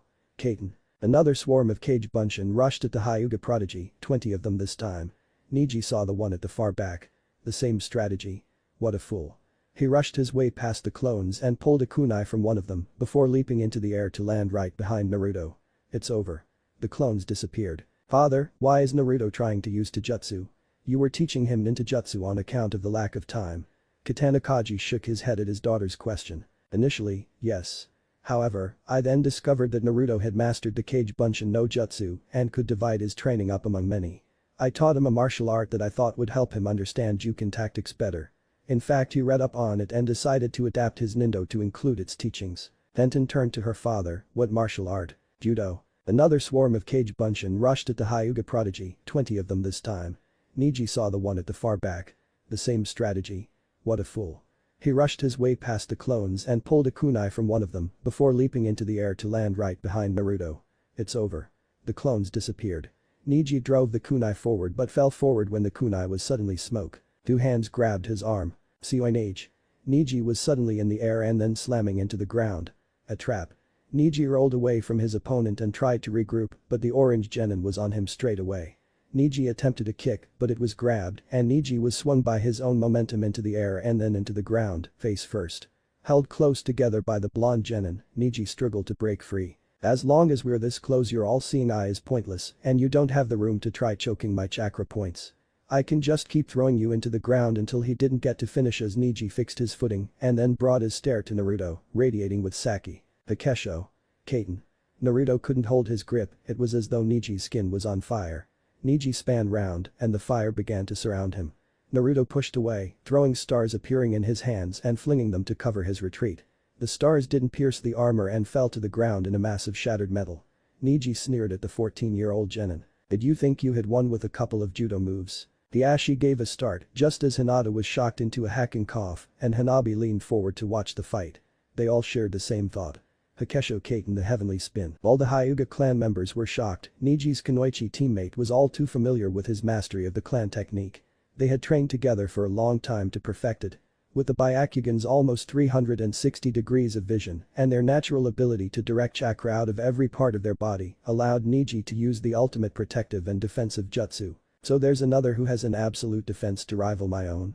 Mused a red-haired Sunanin. Father, he can use your technique. Hanabi stated as they watched Naruto try to breach Niji's Kaiten, only to be flung across the arena. The Ashi nodded. Kaiten is the Hyuga main family's a special technique only passed on to the heirs to the Hyuga house. For Niji to have mastered that technique by himself, without instruction, Ashi went deep into thought, observing his brother's son. What a talent. To be this good. Naruto ran forward and prepared the hand gestures for Cage Bunshin. Niji began to spin again. A single clone appeared and ran forward. The clone leapt onto the beginning Kaiten, and before he was flung away and destroyed, Naruto leapt onto his back to gain height. He pulled out a scroll and raised a hand. Kai. A mass of weapons of every shape and size appeared and all came crashing onto Niji. His barely formed Kaiten couldn't handle the onslaught and the Hyuga prodigy fell away, rolling away from the blades and hammers. The tide of metal came to an end, and Niji looked up to find the blonde genin rushing him with a kunai in one hand and a hammer in another. In his confusion he could not fully avoid the attack as the blade pierced his arm and the hammer came on his forehead. Only his hit I-8 protected him from losing consciousness, though it did lead to the metal of the hit I-8 cutting him. Niji coughed up some blood before he started to sneer again. Not bad, but now you've entered the range of my Haki Rakujian show. He adopted a new stance as Naruto prepared for another attack. The Ashi Hyuga stood up in shock. That stance. Naruto's attack didn't land as Niji hit first. 2 strikes. 4 strikes. 8 strikes. 16 strikes. 32 strikes. 64 strikes. The blows were a blur as they landed all over the blonde genin's body. Finally, his boy exploded away from the Hyuga boy. Hinata and Kiba looked horrified. The Tetsu and Izumo started adding up the profit they stood to make on their new medical care program. Hanabi's Byakugan flexed as she focused on the attack's effect. The Sandaime Hokage gripped the arms of his chair, leaving dents in the wood. Tenten and Katana Kaji looked at each other worriedly, trying to discern why Naruto had put himself in such a position. The Ashi watched the blonde gasping for breath on the arena ground, then looked to his nephew. What incredible talent. He thought, for the great Hyuga blood to flow so strongly in one who can never claim the title of heir to the clan. Exam Proctor Genma moved closer to the battle. That should be about it. Niji walked over to Naruto. I have hit the 64 tenketsu of your body. You cannot stand, nor can you channel chakra. He watched while Naruto, still hunched and holding his torso, rolled onto his knees. Stay on your knees before a power you cannot defeat or change and accept your worthlessness. Just as I have. Having your dreams come true through hard work is an illusion. Is it painful? Accepting your role in life. Hinata fell from her seat in a coughing fit. When Kiba knelt down to help her up he found blood in her palm. And Naruto-kun she struggled to see across to where Naruto struggled to rise as her vision blackened. Do you really think that I, the last of my clan, would be defeated by the boot boy of the clan that served mine? Naruto looked up as he set one foot down, and then the other. He raised himself to full height to face his opponent who was now backing away in shock. What? Niji tripped on a stone and fell onto his rear. I am possible. What is he saying? How is he standing? I am in Uzumaki. The last of the clan who founded Uzushiogakure. Just as the Uchiha helped the Senju found Konohagakure, so too did the Hyuga help the Uzumaki found Uzushiogakure. Just as the Uchiha were Konoha's military police force, so too were the Hyuga the Uzushiogakure military police force. I am your lord, and if anyone is going to lose this fight it shall be you. Naruto took a resolute stance as he stared down his enemy. Good, he will get angry now. Now he will begin to tell me why he hates his own clan. Naruto pulled out the Tessen, swing and swoop, and took a beginning position. Yin seal. Kai. Father, is that all true? What is he? Hanabi couldn't believe what she was seeing. With that command, a second chakra network had appeared. It mapped the entire body, just like a normal network. However, there appeared to be more wires that collected around his forehead and his stomach. She tried to look closer at the network. It was an eerie orange-red color. She looked closer but fell back when it seemed to growl at her. What is he? The Ashi felt a cold sweat run down his neck. How had that boy learned about that? That information was only known by the oldest of clans, the Senju. When Uzushiogakure had fallen, the Hyugas petitioned the Sandaime Hokage for asylum. The Yin seal, the seal that had been used by the Shodai Hokage and his wife, the Lady Mito Uzumaki, to seal the nine-tailed fox within her. Somehow that boy has learned of his maternal lineage and found a way to use the demon's chakra. I don't know, Hanabi, I don't know. She was injured during the preliminaries, she said she was fine, but Kiba struggled to explain to the Anbu working on the unconscious Hyuga girl. He was panicking, feeling responsible for his teammate's condition. The Anbu gave a reassuring tilt of the head. The Iryonin that treated her merely missed a minor injury that hasn't healed properly. Just a simple bit of emergency surgery. I can do it right now actually, if you prefer. Kiba eyed his mysterious Samaritan. Just who are you? The Anbu turned to his work. No one suspicious if that's what you're thinking. As your superior I command you to answer my question. Naruto faced the Hyuga boy as he moved closer, still in an attack position. Why? Why did you mentally attack Hinata like that when she was trying so hard? The Hyuga charged and launched into Kaiten. Naruto swung his Tessen, and a great gust swamped Niji. His perfect sphere of chakra lost form and he fell sprawling on the ground. Insulting Hinata, automatically deciding she was a loser. I don't care what the hell has happened with your clan, but people who call others losers like that are people I won't forgive. Niji pushed himself off the ground, picking stone out of cuts and grazes. Fine, I'll tell you. You've told me about a Hyuga past I didn't know about, so I'll tell you about their present that you don't know about. I'll tell you about the Hyuga clan's destiny of hatred. As your superior I command you to answer my question. Naruto faced the Hyuga boy as he moved closer, still in an attack position. Why? Why did you mentally attack Hinata like that when she was trying so hard? The Hyuga charged and launched into Kaiten. Naruto swung his Tessen, and a great gust swamped Niji. His perfect sphere of chakra lost form and he fell sprawling on the ground. Insulting Hinata, automatically deciding she was a loser. I don't care what the hell has happened with your clan, but people who call others losers like that are people I won't forgive. Niji pushed himself off the ground, picking stone out of cuts and grazes. Fine, I'll tell you. You've told me about a Hyuga past I didn't know about, so I'll tell you about their present that you don't know about. I'll tell you about the Hyuga clan's destiny of hatred. The Ashi's eyes gave the barest flicker of emotion on his normally stern face. Not even his daughter noticed this. Hiashi moved closer to listen, wanting to know what was wrong with his nephew. It was truly as he thought. Kiba didn't notice anything of this as he was too busy watching the Anbu focusing before thrusting his hand upon Hinata's chest. Kiba was at a loss, his teammate had lost consciousness, and he was scared. The Anbu looked up. Don't worry, I'm a doctor. The main family of the Hyuga clan has a special ninjutsu that's been passed down for as long as any of us can remember. It's a Juinjutsu. A Juinjutsu? Questioned Naruto. Niji nodded. That's barbaric. The Uzumaki clan scrolls state that in Uzushiogakure any and all Juinjutsu were labeled Kinjutsu. The teaching and use of Juinjutsu was punishable with expulsion. Naruto felt rage boil in him. Niji's family used Juinjutsu on him. What one?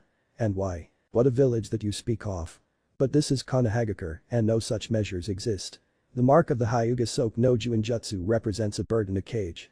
It is the symbol of being tied down to an inescapable destiny. The Hyuga genin reached behind his head and undid the knot of his hit I-8. He let it drop from his head to reveal a large black mark that covered his entire forehead. It looked like a manji with hooks on either side of it. Naruto looked at the mark with a look of disbelief. That mark is. The Sandaime Hokage watched the fight with a grave expression. I can't believe that a clan in my village conducted themselves like this. How could I have been so blind? All of the main house either wear the hit I-8 around their neck or a clothing decoration or not at all, while the branch house have worn them on their forehead without fail. It was so obvious yet Benton looked to be in great pain as she watched this. The two opponents facing each other were both people she had a bond with and she didn't know who she should be supporting. They both had a reason to fight that she understood and she wanted them both to win, and yet in the past month she had felt a bond form when she and Naruto had been together. Not the bond that so many of her fellow kunoichi wanted to form with Uchiha Sasuke. No, her bond with Naruto was more like the bond she had with her parents. And yet she also had a bond with her teammate. She finally knew why her teammate had always seemed to carry so much pain in him. That he told her she might well have taken the information to her father. She could picture him laying siege to the Hyuga estate and squeezing Hiyashi's neck till his head exploded. Probably just as well that didn't happen, thought she did notice a fire of anger ignite in her father's eyes when Neji revealed the Juinjutsu. Hyuga Hiyashi closed his eyes as a wave of shame filled him. Hisashi, I have failed you and that boy, I recognize you now. Not as Uzumaki though. I recognize the chakra network in those eyes from last week. The little sneak thief. When I was 4, on the day of Lady Hinata's birthday, the Hyuga Soke no Juinjutsu was carved into my forehead. But most have remembered that day as the day a shinobi leader from Kumagakure, a village that Konohagakure had been in conflict with, came to the village. While I screamed in agony, being branded as an inferior specimen of the clan, the village was in celebration over the alliance treaty that was to take place. While everyone celebrated, one clan was absent. The Hyuga clan. From child to genin to chunin to jonin. Even the Anbu. All Hyuga clan members were in the clan estate for Lady Hinata's 3rd birthday. Because that's when we brand the branch members, the Hyuga heir's birthday present is a mass branding of the inferior stock. Neji reactivated his Byakugan. He watched as the orange-red chakra surged and hit against the Tenketsu spots he had blocked. It seemed to flow harder at one spot until the damage was undone and moved to the next. So that diamond was a seal. He must have set up that seal with a secondary chakra network, specifically for fighting Hyuga. He should be able to just fight with that network, but he wants to talk while he fixes himself. Maybe his chakra control for that network isn't as good. Neji maneuvered himself closer to his opponent. My father was there as well. Hyuga Hisashi. Lady Hinata's father, Hyuga Hiyashi, and my father, Hyuga Hisashi, were twin brothers. But Hiyashi was the firstborn and became a member of the main family, while my father, the second-born, became a member of the branch family. Hyuga Neji shook his head in derision. When the Hyuga clan's first daughter became 3, I was made a bird in a cage through their Juinjutsu as a member of the branch house of the clan. And with this Juinjutsu in place, a member of the main house. Neji thought back to that time, years ago, when he saw his uncle put his own brother through so much pain he passed out. With just a flick of a wrist. Never forget your duty. His father's words echo in his mind. But why? This seal can, with a secret hand seal, destroy the wearer's mind. It only disappears when they die, and it seals the ability of the Byakugan with it. There are many who would go to any length to get their hands on the Hyuga Kekkei Genkai. So, with this Juinjutsu, the branch house is allowed to live only to protect the main house. Any form of disobedience is prohibited by the main house. An advanced system, created to eternally protect the Byakugan of the Hyuga clan. Neji surged forward and launched his haki, but his arm suddenly jarred. Naruto had folded his tessen and pincered his arm. Naruto applied more pressure and pulled Neji forward. He then delivered an uppercut to Neji's face. The double chakra network running through the orange genin at the time increased the power of the blow and fired him over 30 feet across the arena. Naruto tucked the tessen back into the obi sash and walked over to Neji. It couldn't be that simple. A hatred of his clan based on a Juinjutsu? Understandable, but Neji was a genius genin, he could resent his position, but that shouldn't make him so full of hatred that he would nearly kill Hinata in a Chunin preliminary match. That Hinata didn't use the Juinjutsu should have told him something. You're an idiot, Neji-san. Do you hate Hina-chan just because you got branded on her birthday? That she, whose abilities pale in comparison to yours, will get to order you around? Do you not think it strange that a main house member couldn't just use the cage on you? He knelt down and whispered into Neji's ear as the Hyuga stood up. It's not that she wouldn't, she can't. The Hyuga elders are planning to have her demoted to the branch house. Now that they have Hanabi, a prodigy like you, they don't need a bumbling idiot like Hinata. Neji looked at the blonde in shock and pushed away. How? How would you know about something like it? Naruto smirked and flicked his arms. Twin tornadoes appeared and Neji rolled away. He turned and Naruto was stood directly in front of him. I'm the Gemini shadow you Hyuga have been talking about. The two chakra networks flexed as one and like a cannon, Naruto's fist drove into Neji's gut. In the week leading up to the Chunin exams finals, a strange phenomenon had been observed by many Hyuga on the Hyuga estate. A small shinobi completely covered in black had been seen on the grounds, specifically the Hyuga library.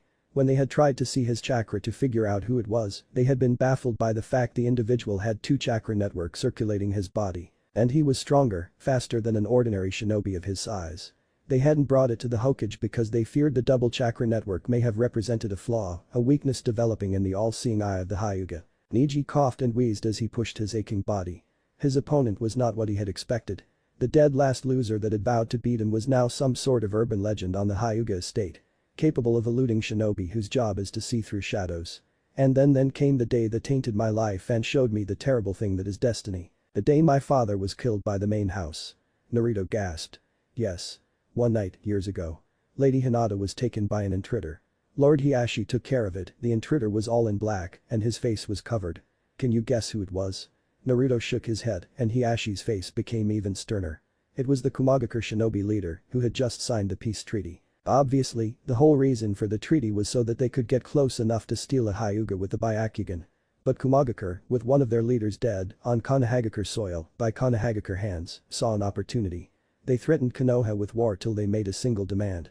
One thing and there would be no war. They wanted the body of a Hyuga ninja with the Byakugan. They wanted the corpse of Lord Hiashi. And Konohagakure agreed. The Nabi turned round and saw her father sink back into his seat with a weary expression. But father is alive in here. What happened then? The Sandaime Hokage sighed and fell back into his chair. The Hyuga clan are playing host a great deal of drama right now, and I always thought they were a bunch of stiff shirts. He turned to the Kazekage and fixed him with a glare. Normally I'd have to repeatedly tell him that I did not share his taste for testing the next generation with surprise assassination attempts. He's been almost completely silent. Could it be that he is or was averted by killing my father and sending him in place of a main house member? Neji began to laugh. To escape this horrid fate in this damnable cage, the only escape is death. They were twins, identical. Their strength, virtually the same, born first, born second, their destinies were decided by just that. Do you understand, Naruto? Your fate was decided the moment I became your opponent. No Fuinjutsu from your forgotten clan or Iryo Ninjutsu from the medical center can change your fate. Naruto raised his fist, and in a twirl Senbon appeared. Now I know the cause of your darkness, I can now treat it. Hyuga Neji, prepare yourself for a lesson in Naruto-style Iryo Nindo. First, put your hit I-8 back on. Naruto pointed at it on the ground. Neji looked at his opponent confusedly. He saw the orange chakra fade and the diamond reappear on Naruto's forehead as the blonde genin walked over and picked up the black headband. What are you talking about? Neji asked Naruto as the blonde genin stood before him, holding the hit I-8 out to him. I tell you are destined to be defeated by me, and you are concerned about wearing a headband. He pushed it back. Naruto pushed it back and onto Neji's chest. By wearing these, we recognize each other as fellow shinobi, as rivals in this exam striving to prove our worth in front of our allies, our comrades and people we don't know, people who couldn't give a rat's ass about whether we live or die. Sometimes, the only person that might care is an enemy. Neji swung his arms out and launched into his Katen. Naruto leapt into the air, riding the chakra and still holding the hit I-8. In his other hand, he pulled out the Tessin called Swoop and concentrated on the Katen. In a swing, he dipped Swoop into the Katen and pulled the Katen apart like a ball of yarn. Neji faltered and tried to move away, but stopped when he saw that Naruto was still too far away to hit him with the Tessin. Naruto swung out, and to Neji's amazement, the Hyuga genius felt that his chest tear open. A long cruel gash appeared out of nowhere going from the left of his waist to his right shoulder. Asuna team leader Baki choked on his dango. K's no Yaba. Or, rather a derivative of it.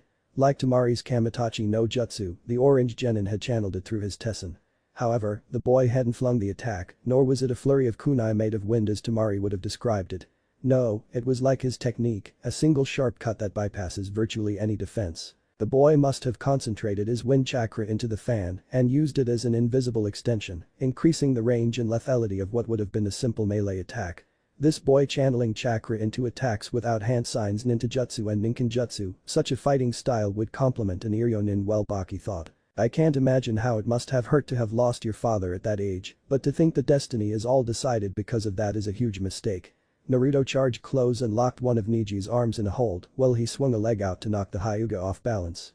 As Neji slipped, Naruto lifted and then brought his opponent down to the ground with a slam. Not giving Neji a chance to recover, he put the Hyuga prodigy into a submission hold. Neji struggled and winced, preparing to feel the dirt and stone rub into his wound. But it didn't come. While still struggling, he was able to see his cut close up and form a long scar. Finally the hold relents and he rolls out of it, but not far as his hit I-8 appears in front of him. Put it on. Neji stares at his opponent. Shasenjutsu. He healed my cut, but why? Why have you healed me? Why do you use a civilian martial art? What were you talking about earlier when you said sometimes the only person that might care is an enemy? Why? Naruto stood up and watched as Neji picked up the hit I8 and stand. Juyoku go Osaisu. Gentleness controls hardness. I follow the principles of judo. I couldn't get you to listen to me by shouting at you, so I used Shasenjutsu to make you take pause. Eino Jigoro originally created a Bujutsu, but he eventually realized that the principles he created with it, Juyoku go Osaisu and Tsuryoku Zenyo. Maximum efficiency, minimum effort, could be combined with Jidakaioi. Mutual welfare and benefit to form a Budo. The concept of judo is this: in short, resisting a more powerful opponent will result in your defeat, whilst adjusting to and evading your opponent's attack will cause him to lose his balance, his power will be reduced, and you will defeat him.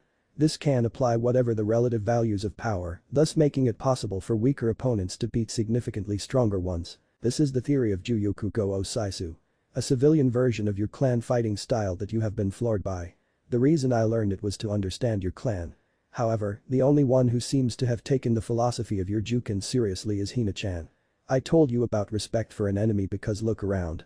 Neji scanned his surroundings. Can you name any of those civilians? Did you ever play with civilian kids? No. Do you know why? Because they fear us. We are trained, almost from birth, to fight and kill in the defense of our village and for pay. We can do things that no ordinary civilian is capable of. They don't understand us and so they avoid us. They don't respect us. I wear my hit I8 and my opponent knows I am a shinobi of Konohagakure. If I die they can say I killed Uzumaki Naruto of Konohagakure. Not some shinobi. Neji placed his thumbs on his jacket and after a moment of concentration, 2 holes appeared. He looped the holes with his hit I8 and fastened it back up with it. You're hopeless. In a flash, he charged into Naruto. Before Naruto could react, Neji had channeled as much chakra he could into his fist and drove it straight into the orange genin's chest. The chakra released and flooded Naruto's body. Blood erupted from his mouth and drenched the Hyuga prodigy's face. Immediately, the Hyuga clan's genius genin launched what appeared to be Haki Rakujian Sho, followed by a chakra-enhanced kick. Naruto flew across the arena and as he did his body exploded with blood. Cuts appeared all over his body. Neji began to laugh maniacally as the blonde genin landed with a wet thud. What did you think of that? I saw that second circuit and realized what you were doing. To make sure that doesn't work this time I gave you my special attack that I reserve only for the most undeserving of ninja, Rakujushi Setsudan in Haki, a trigram 64 amputations. Not only did I hit your Tenketsu, I severed them. With that he turned to Genma, who looked visibly shaken. Proctor, it's over. The Ashi turned to see his daughter on her knees throwing up. Hanabi. He moved to her side and within seconds was holding her as she dry heaved. What is it, Hanabi? Hanabi began to sob uncontrollably. Did you not see it, father? When those blows hit I could see the chakra lines, it was like they were bleeding. And now it's like he's invisible unless I turn off the Byakugan. Father, I'm scared.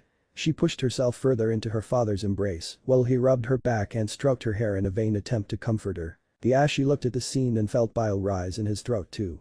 Such a brutal assault. Even more so than his attack on Hinata from the reports. He thought to himself. What is he thinking?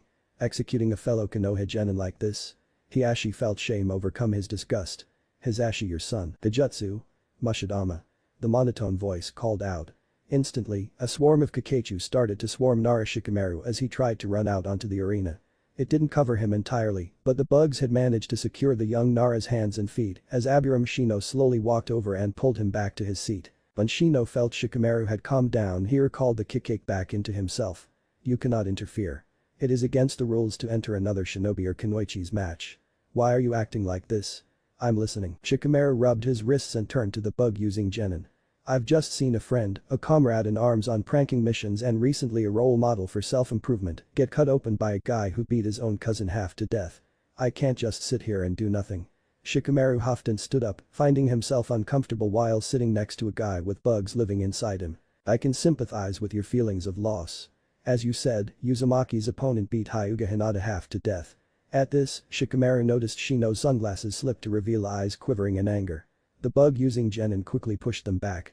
While I never took part in pranking, Hyuga was my teammate and so I feel the loss you feel in the sense of losing a comrade in arms. But the rules are very clear and no matter how you or I feel we cannot hope to continue in the exam or claim the title of Chunin if we do not obey the rules of the Chunin exam finals. You will have to wait until you have defeated the Suna Kunoichi and myself before you can get your revenge. Shikamaru sighed. If the Aburame was willing to break his pattern of monosyllabic sentences, then he could bide his time. Naruto woke to the sound of a flute playing. It was a strangely relaxing tune that made his aches and pains fade. He eventually noticed he was in a pool of water. He sat upright and looked around. It was that power plant in him that the fox was sealed in. The sound was coming from. The music stopped. You're awake then. Good.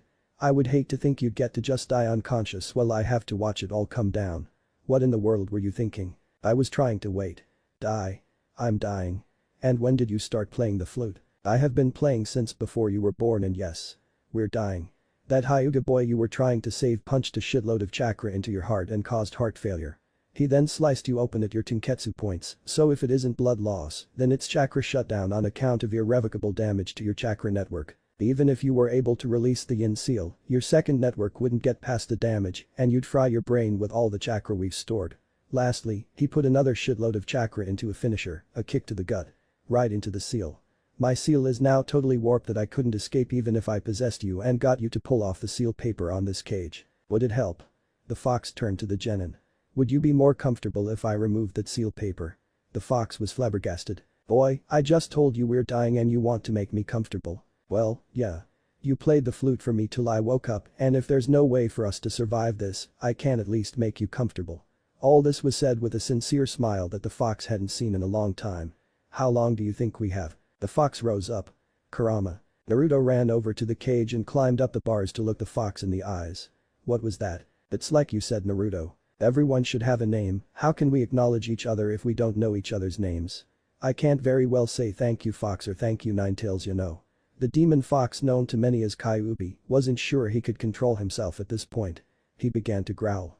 You seem to be angry a lot, you know. Maybe if we could be friends you wouldn't have to be so angry all the time, you know. The fox collected himself and tried to sound as tough as possible. How about this, brat? I'll send chakra to your new seal and you can do whatever you like with it. If I am impressed then I will give you my name. Naruto grinned. Deal. And so your name is? Yes. Now say it. Kurama. At that, the whole room shook and shivered. Naruto reached out and ripped the seal paper away and the whole room fell away and became a formless white. Where are we? I gave you my name Naruto, we are now joined. The white room changed again and suddenly they were in Konoha. At the Hokage mountain. The fox explained. We're currently in your mind space while I move us to the yin seal.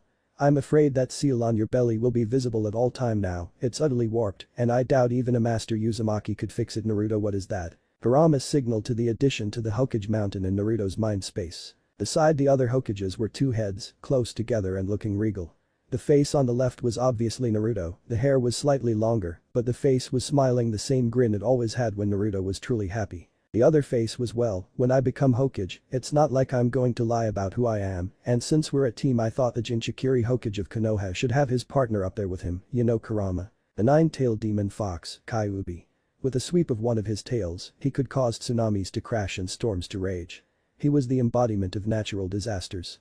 Kurama had only cried twice in the thousands of years he had lived, the day his father died and now. So are we dead? Naruto dug into a tub of ramen that had appeared in front of him and turned to Kurama, who had dug into a ramen box the size of Ichiraku ramen. They looked out as the sun set on the Konoha in Naruto's mind. No, right now we're in an infinite second. Well, we have been fixing our inner workings, virtually no time has passed outside. You're still on the floor bleeding and suffering heart failure. Kurama set down his chopsticks and rolled onto his back, scrabbling to get an itch that had been bothering him. But, we've sorted out your seal, cannibalized the remains to strengthen the yin seal and bonded. What do you think the odds are I'd still be able to fight? Kurama rolled back onto his belly. Slim, if you wake up and then try to release the yin seal. Your wrists are in no condition to move. You'll have to use our bonded chakra to get it going and activate the yin seal after to take care of the rest. You just have to call my name. Alright, let's finish this. And Kurama. Yes, Naruto. Can you teach me to play the flute? Shiranui Genma moved over to the bleeding husk of the boy that he had seen working in the medical center only days ago. He had been a total pro, and Shiranui had believed the boy would help put Konoha on the map for its medical capabilities, just like back in the day when Tsunade lived in Konoha. He turned to the audience and saw Izumo and Kotetsu loudly arguing about how Naruto had cheated them out of their winnings. The Tanikaji felt a rage that threatened to overwhelm him. Before, when a teammate had died in his arms, he had felt despair. Today he did not feel despair at the sight of the boy he wanted to help dead on the ground. Today, he wanted to tear the Hyuga estate apart. He wanted to put Hyuga Niji's head on a pike, then tear the council of elders apart, limb by limb. His daughter Tenten felt much the same way. She knew the second Niji had stood up that Naruto had healed Niji. This Iryo Nindo philosophy Naruto had mentioned seemed to mean Naruto wanted to reach Neji before beating him. Neji had replied to this kindness by killing him. She didn't think she could be around her teammate anymore, she decided she would ask for a transfer after the exams. And again, maybe she could just retire from the ninja life. Naruto, I'm sorry I asked you to help my damn team. I'm so sorry. Genma knelt down beside the blood-soaked genin, the beige Iryonin coat was no longer beige, and he doubted there was enough cleaner in the village that would get all of the blood out. Sorry kid. He raised his arm up and shouted. Winner of the first round. Northeast he was cut off by a hand grabbing his arm. Kurama. Genma was swamped in chakra and leapt away before he was carried away. Naruto stood up and Genma saw his and slitted like an animal. Like a fox. Yin seal. Kai. The diamond on his forehead disappeared again, an orange-red line spun and intertwined across his face and down his neck. The jacket, the haori, the kimono, all thrown off and making a soggy pile. The orange-red lines flowed across the bare skin, and Genma saw a black spiral on the boy's stomach before he turned and backed as far away as possible. This match was far from over, and he did not want to get hit by anything this immortal was throwing. Fuinjutsu. Moko. Kai. The ground erupted. Proctor, it's over. Neji Hyuga stood and stared at the sum of his rage. People are born burdened with a destiny they cannot oppose, he thought. Father wanted me to live. He wished I had been born in the main house. But this mark, he said he wanted to understand me, but how could he understand to live with a mark that curses his existence? His destiny is to be defeated, to never ascend higher than the rank of genin. He turned around and see that Naruto wasn't moving. What's this? Neji took a step toward Naruto. Setsuden isn't supposed to do that. It severs the main chakra networks, the arteries and veins. The smaller networks should still be intact. He should be getting up and realizing he can't mold chakra. Likely he feels a shot of pain in his hand and sees blood seeping through the bandages. Chakra damage. I punched his chest before for my hand to be bleeding like this. The amount of chakra that would need to have been in my hand. Proctor, Shiranui. Genma turned to the genin with a look of fear. I believe that genin is having a heart attack. He needs immediate medical attention. Genma walked over to the bleeding mess that had been a remarkable new addition to the medical team of the Konoha Medical Center. Was there a quaver in that kid's voice? Looks like for all his talk, Hyuga Neji isn't ready for that side of being a shinobi. Genma knelt down beside the blood-soaked genin, the beige Iryonin coat was no longer beige, and he doubted there was enough cleaner in the village that would get all of the blood out. Sorry kid. He raised his arm up and shouted. Winner of the first round. Neji saw the look on the proctor's face, and he heard the whisper before he raised his arm. Naruto was dead. He tried to rise above what destiny had in store for him, and I killed him for it. Isn't that what I'm doing here? Neji is brought out of his thoughts when the proctor's declaration is cut off abruptly. He turns and sees Naruto standing up. He's alive. He hears Naruto scream out a name. Kurama. What's that? He looks again with the Byakugan. That chakra, it's yellow now. Did he have a third network all this time? No, he's just released his yin seal, and it's the same. I really did sever his other chakra networks. What did he just say? Fuinjutsu. Moko. Kai. On Mount Mayaboku, the legendary toad Sannin known as Jiraiya was running. Running from the aggressive and unrelenting pursuit of a large toad that bore him a great deal of ill will. Gamabunta swung down his sword in a vicious downward arc. Jiraiya rolled to the side and felt blade graze against his hand. Jiraiya had a fairly good idea as to why Gamabunta was angry, and the reason was just 2 words. Haruno Sakura. 2 weeks after the preliminary exams had finished, Jiraiya had decided to take his new apprentice on a trip to the home of the Toad Sages. Her chakra level was incredibly low, so he decided that teaching her to channel and control nature chakra would give her more power. They went to the area that the training oil was made. The oil made it easier to absorb nature chakra, but evaporate if one ever tried to take it away from the mountain. He had asked her to strip down so he could oil her up, instead she jumped into the pool and hadn't been seen since. It had not gone down well with the great Toad Sage. Fuinjutsu. Moko. Kai. The ground of the arena shook like an earthquake. Chakra came alight and drew a large spiral into the ground. And then it exploded. The Uzumaki clan's deadly seal, Moko Onslaught Hiashi, watched as a mass of weapons burst from the ground. Kunai, ninja stars, tashibishi, all sorts of bladed tools came from the ground and circled the yellow-eyed shinobi. The caster remotely controls a virtually infinite amount of unsealed weapons that return to the original seal when broken. In the shinobi wars, we Hyuga would protect the Uzumakis while they created the seal. You finally activated the seal Uzumaki, are you planning to end this fight now? Naruto raised his arm and the weapon surged towards the Hyuga prodigy. What is this technique? He activated the Kaiten. The blade shattered and disappeared. What? My Kaiten is taking up more chakra than usual. Those blades are eating my chakra. With that, the Hyuga prodigy cancelled the technique and ran. He kept low and activated the Byakugan. By using the almost 360-degree vision of the all-seeing wide eyes, he kept his eyes on Naruto's arm movements to predict the movement of the blades. What do I have left? He searched his pouch. 13 throwing stars, 20 kunai and 15 exploding tags. I can work with this. He threw the stars at Naruto, the swirling mass of blades created a barrier and then returned to attacking Neji. The Hyuga prodigy threw kunai onto the ground. 1 2 3 4 5 6 7 8 9 10. Now Kai. The 10 kunai exploded, breaking up the mass and putting space between it and him. He ran for Naruto, kunai in hand. The blades failed to return to the seal and fell to the ground. A confused look graced the blonde genin's face. Surprised. I infused my stars with my own chakra before I threw them at you. They weren't supposed to hit you, they were to disrupt the chakra that was controlling the attack. Naruto only had a few dozen blades left. Neji swung his hand back and threw the kunai with all his might. As it drew close, Neji gave the command. Kai. The kunai exploded and propelled the blonde across the arena. He lay on the floor gasping as Neji moved closer. Suddenly, Naruto burst into a puff of smoke. A cage bunshin. He spun to where Naruto had been standing. The blades were all on the ground, in a circle. And within that circle, a hole. The ground shook beneath him. It cracked and sank and finally a fist punched through. And kept going until it landed square on Neji's jaw. Neji shot up into the air. Cage bunshin no jutsu. 3 clones appeared and leapt up into the air. They delivered hard kicks to send him higher and higher up. Zu. Ma. Kai. The last Naruto appeared above him and delivered a powerful rotating heel drop and cannoned into Neji's stomach. Naruto Renden. Neji landed with a hard thud into the ground. He coughed and tried to push himself up. Why you cough? How could you understand what it is like to be burdened with a symbol you could never be rid of? Naruto walked over to him and pulled him up onto his knees. Up close, Neji saw the areas he had cut were healed over, the blood still dripping from nails that had dug their way through rock and earth. He saw the yellow eyes with slitted pupils, like an animal's. He saw a strange black spiral on Naruto's stomach. Runic triangles circled it, making it look like a black sun. Some of the triangles seemed to stretch out and upwards, like the pattern had been pulled and stretched out of shape. Is the day? Yes, Neji, I do know what it's like. And unlike you, I had no family around to offer me anything. Unlike you, who only imagined resentment from the main house, I had real resentment from everyone. Only Iruka-sensei strove to understand me and acknowledge my existence.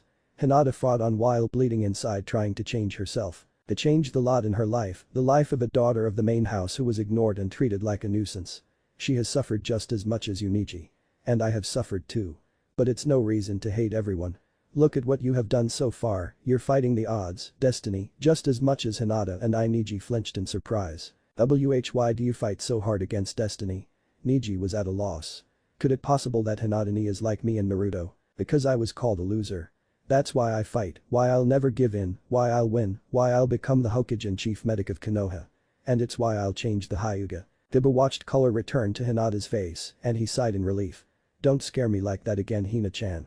He turned to the Anbu. You can do it all, huh?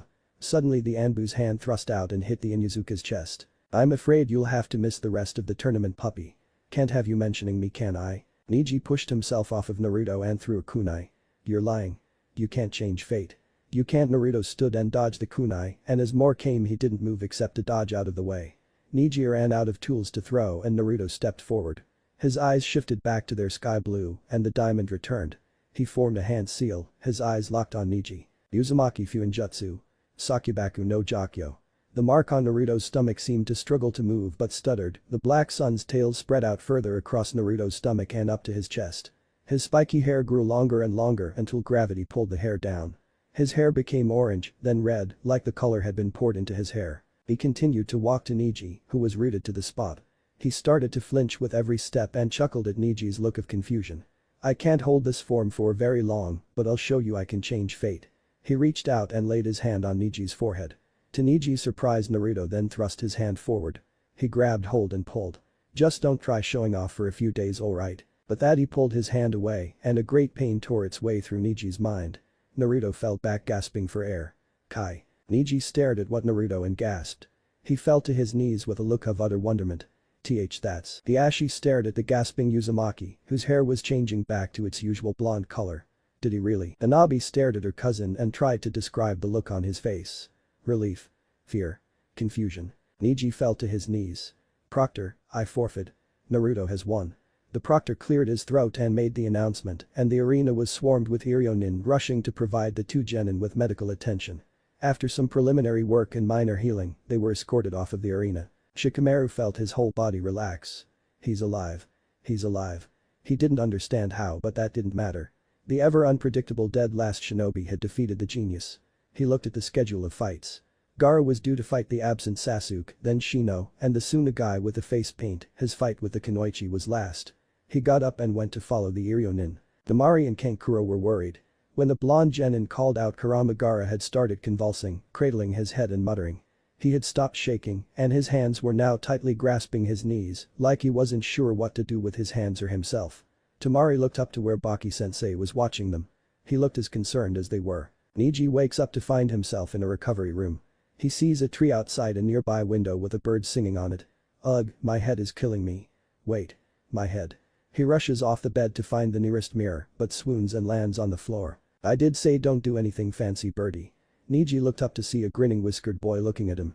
Hey, did you see what my hair looked like back then? Niji didn't know what else to do except nod. Yeah. It got long and red. Birdie. Naruto seemed to grin even more. Really? Red sounds so awesome. It'd be nice if it could stay like that. He pulled his now long hair into a ponytail. Right now my hair looks like a blonde version of damned pervy sage. He didn't really seem that bothered by it, so Niji decided to continue his search for a mirror. Suddenly a large handheld one appeared, like one of the mirrors barbers have. Here. Said the blonde genin as he held it for Niji. Niji raised it to his face. Same chin, same mouth, same nose, eyes, and then there was the absence of a mark. It wasn't there, nor any hint that it had ever been there, just a cut from when the metal of the hit I ate had cut into him. The bird in the window stopped singing and flew away. I'm free. He really did it. Uzumaki-sama, about the Setsuden I never meant for it to. The door to the room opened. In the doorway stood the head of the Hyuga family, Hyuga Hiashi. Uzumaki-sama, Niji-kun, I congratulate you both on a hard-fought match. The people of Konoha are still applauding your performance. Uzumaki-sama, he turned to Naruto with a bow, when the exams are over and you have recovered, we shall discuss your position in the Hyuga family and your future role in our affairs. He turned towards his nephew and went down on his knees and bowed his head. Niji-kun, I sincerely apologize. I have failed you and I have dishonored the memory of your father, my brother. Niji sat back on his bed and tried to regain his composure. You see, on that day that your father died I fully intended to die. Whatever composure the young Hyuga prodigy had regained from his uncle's apology went out the window as he begun to sputter. What? What are you talking about? My father was killed to take your place. The results may appear that way, but it is not the truth. Hiashi was stood again, and he looked upon his nephew with a sincere look that Niji found hard to argue with. The level of hurt he could see in his uncle's eyes also added weight to the statement. One of the elders of the main house brought your father into the meeting. He told his Ashi had already agreed to the plan, but I couldn't send my own brother to in the end your father. Niji looked at his uncle and motioned for him to continue. He floored me. Hiashi noted the look of surprise on Niji's face. He said he wasn't doing it for the main house, who he resented. He was doing it for his brother. He told me you had seen the ugly side of his face and that mission to Kumo in my place was the first time he really got the chance to choose. Hiashi paused for a moment. He asked me to tell you that he was not being killed to protect the main house. He said that to protect his son, his brother and his whole village, he was choosing death with his own will. He said he wanted to disobey a Hyuga elder just once and that he wanted to choose his own destiny just once. I wanted to wait until you were a little older, but please believe me Niji-kun and accept my apology. He looked up from a bow to see tears welling up in his nephew's eyes. Later, Naruto had left to get a change of clothes when there was a knock at the door. Niji was looking out the window. It's not locked. He didn't turn to face the door till he remembered that Naruto had forbidden him from using the Byakugan for at least the next 24 hours, or he'd be at risk of a brain hemorrhage, among other things. He turned to meet his visitor. Ah, Nara Shikamaru. I'm not sure as the reason for the visit, but hell he was cut off by a lack of air and what felt like a hand on his throat. Page Kubishibari no Jutsu. The brown-haired genin stated simply. I could hold you like this till you couldn't breathe and longer, so let me make this clear. If you hurt Uzumaki Naruto again I will kill you. Simple as that. Understand? Niji nodded and Shikamaru let him go. Just so that we understand each other. Shikamaru left the room and Niji took a deep breath of free air. Naruto has some powerful friends it seems. Mused Naruto as he read his chart. Clothes were delivered to the recovery room for Niji. Naruto quickly realized there wasn't a change of clothes coming for him, so he used his Warak no Jutsu technique to take on a clothed feminine form. Niji watched Naruto leave, musing that she would make a fine bride. Naruto smirked at Niji's first attempt at humor as he left. At his apartment, Naruto activated his Kage Bunshin no Jutsu to complete the two tasks he saw before him, tidy the place and decide on an outfit. His kimono and hakama had been taken somewhere for cleaning and repair, and it had been the only set he had of that design. As the 5 cleaning Narutos moved to the kitchen, the other 5 clones were trying different outfits, while the original made a delivery order to Ichiraku Ramen. One of the clones walked out wearing a mesh shirt and shorts with a belt of pouches and one of his medical coats. He was put in the mind of the crazy proctor from the forest stage, meet Mitarashi Anko. Naruto immediately said no, another time maybe but not today. Another came out wearing his original outfit, but when the clone tried to display some of their new moves, it proved tearing. He wondered what was taking Sasuke so long to arrive. Not now. I can't die yet. His thoughts yelled at him. Uchiha Sasuke was buried in sand and rubble. He began to exhale as he shuffled. Before it had come crashing down, the young Uchiha had taken a deep breath and expanded his body as much as he could. Doing so meant that in this terrible moment of entrapment, he had created extra space for wriggling out. It was still a tight squeeze. As he struggled to dig his way out, he remembered a time with Naruto, not long after the mission to Nami no Kuni. The heir to the Uchiha clan stood with a bemused look as he watched his teammate tear into the earth with his bare hands. What are you doing, dope? That's hardly ninja training. He sighed and watched a crow flying overhead, its large black wings causing a great shadow across the training ground. When he turned back he coughed in surprise. The dobe had managed to dig 6 feet into the ground. Stupid team, you gotta be prepared for anything you know. The voice seemed muffled until a hand burst through the ground roughly 12 feet from where Naruto had begun digging. Soon, the blonde's head squeezed its way out and he wore a daft, satisfied grin on his face. In that mission we were trapped in mist and all kinds of stuff happened, you know. Couple of years ago I was walking past a building site and some of the earth shifted. I ended up falling in and I was trapped. I was woken by a mole biting at my ear and I forced my body to tuck in and then claw at it. Sasuke looked at the blonde's hands, the fingers were bleeding at the nails, but at the same time the nails were slightly pointed. From then on I practiced digging as a way of escape and sneaking, you know. How do you think I've been able to hide from Anbu and Jonin? Naruto himself up to sit on the edge of the new hole and grinned. Uchiha concentrated on holding his breath and remembered Naruto's advice. Don't hold your breath too long or you'll be gasp and run out of air. Talk slow breaths and keep your heart rate down. Concentrate on your goal and push through. He thought about killing his brother, of avenging his clan. But as that happened he began thinking about how Naruto had acted in Nami. How he had wanted to understand Zabuza and that kid with the ice mirrors. Was that what he wanted? Why did you decide to kill your clan Itachi? Is that what I want? To understand. He kept pushing through the earth and considered his next steps to restoring his clan's honor. He thought of the MANGEKYO and its power. Suddenly, he saw the grinning face of Naruto. To achieve the MANGEKYO Sharingan, one had to kill their best friend.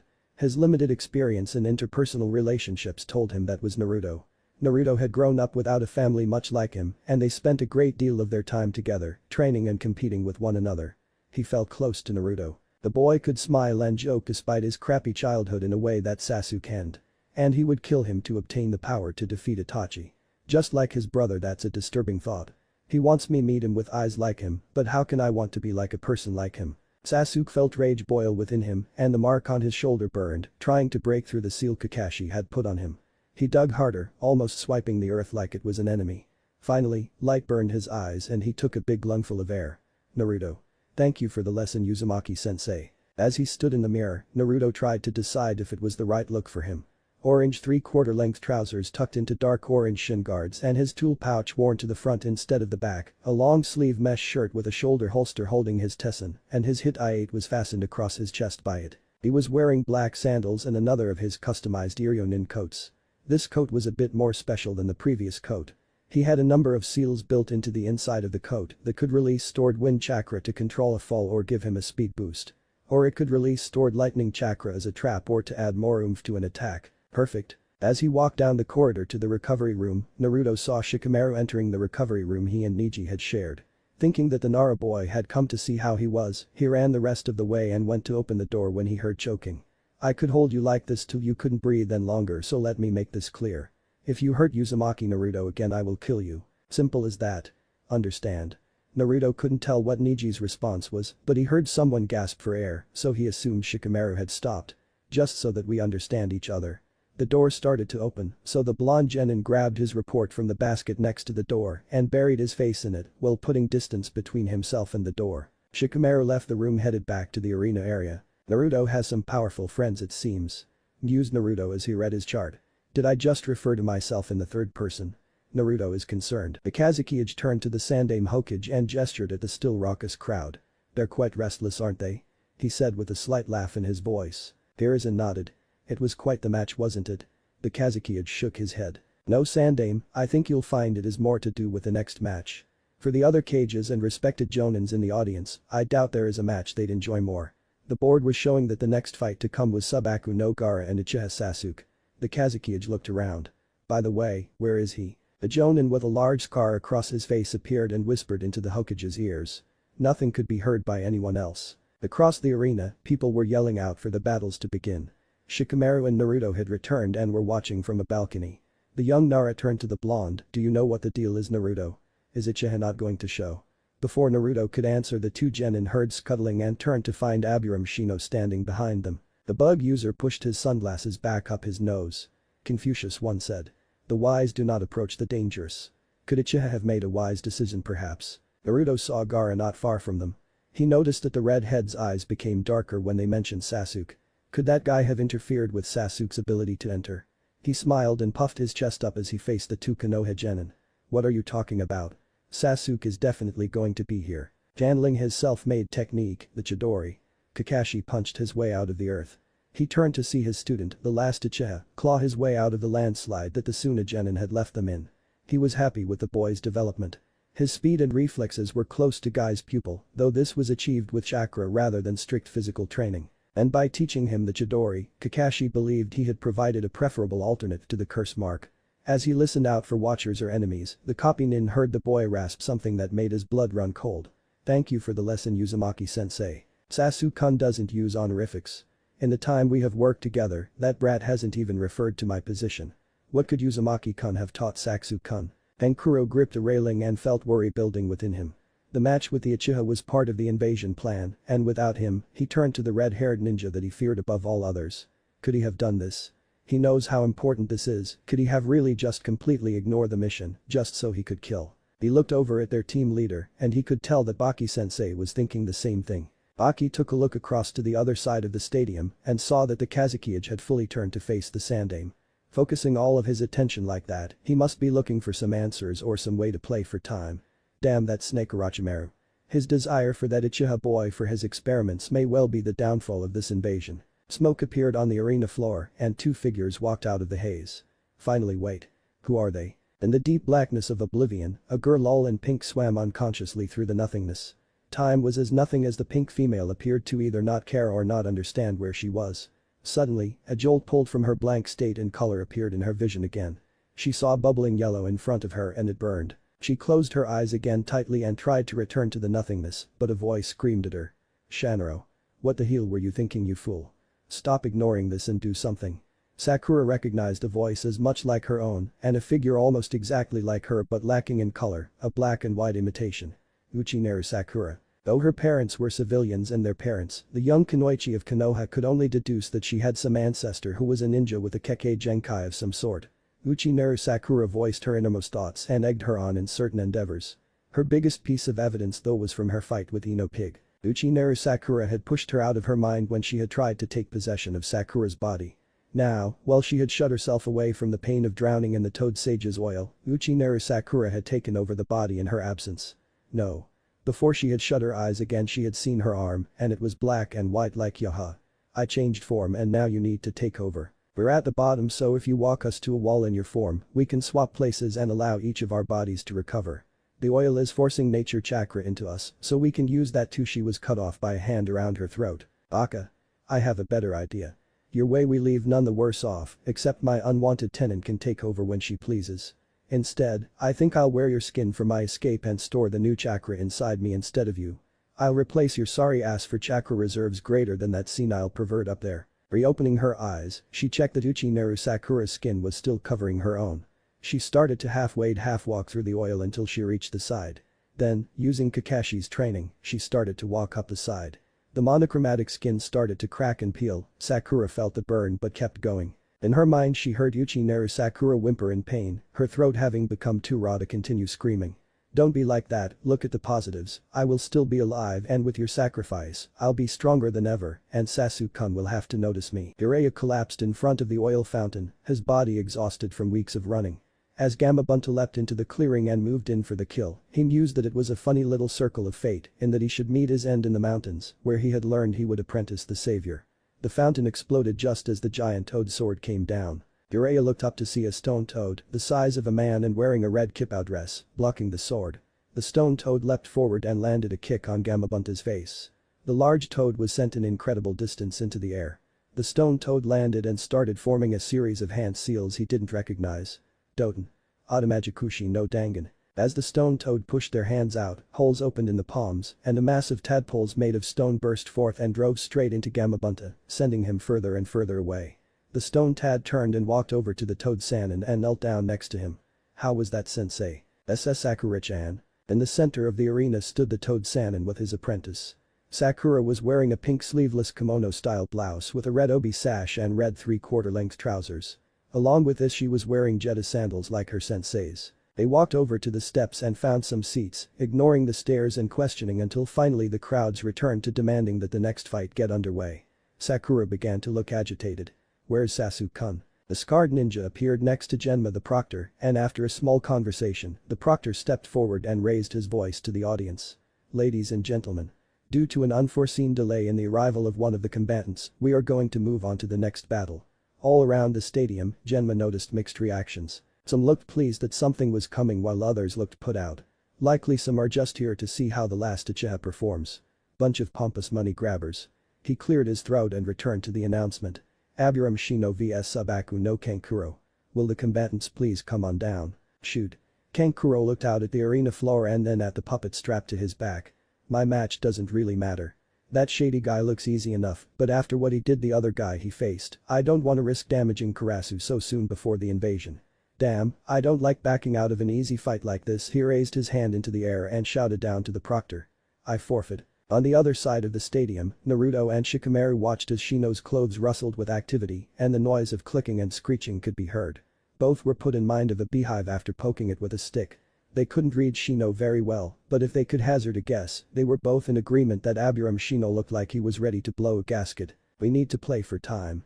If the plan is to wait till this Uchiha kid shows up, then I better make this look good. Tamari unhooked her war fan, and with a great swing she surrounded herself with a great gust of wind. As it settled she disappeared, only to jump out of the tornado that had started right next to the proctor. She walked out and waited for her opponent to come down. Good luck, Shikamaru. You better make it to the next round. He gave a big grin as his Nara made his way down to the arena without any prompting. My Nara. When did Shika become my Nara? Naruto scrunched his face in thought as he considered the day they had ramen and the way Shika had blushed after Naruto had thrown Gaara out the window. Then he remembered what he had heard earlier. Shikamaru had threatened to kill Neji if he ever hurt Naruto. I've never heard Shika sound so serious before. It was like he considered Naruto to be a special person like Haku had described his reason for serving Zabuza. Does Shika think of me as his special person? He seems so different right now, like he wants to prove himself. He didn't even complain about facing off with a girl either. Hey. Hurry up and get on with this crappy fight. There were other shouts that followed, basically the same theme being hurled out as Shikamaru made his way down the steps and onto the arena floor. He sighed. Everyone is so eager to see Uchiha fight. They're probably annoyed that after that long-ass intermission they're being forced to watch a pathetic excuse of a match between two side acts, wouldn't you say, Proctor? Genma could only nod, agreeing with the pineapple-headed Genin summation of current events. The blonde Kunoichi on the other hand wasn't quite so agreeable. You bastard. Don't stick me with the same label as you. She rushed forward and leapt into the air, swinging her war fan in a huge, viscous arc. A huge gust surged toward Shikamaru, who ducked out of the way to avoid being hit. Two more gusts came, from opposite directions, and as Shikamaru tried to decipher a way out of it, Zenkuha. Another blast from another direction struck the gust and dispelled them. The proctor and the two genin turned toward the approaching figure. The figure was holding a strange pipe in his left hand, and as he approached he lifted his voice.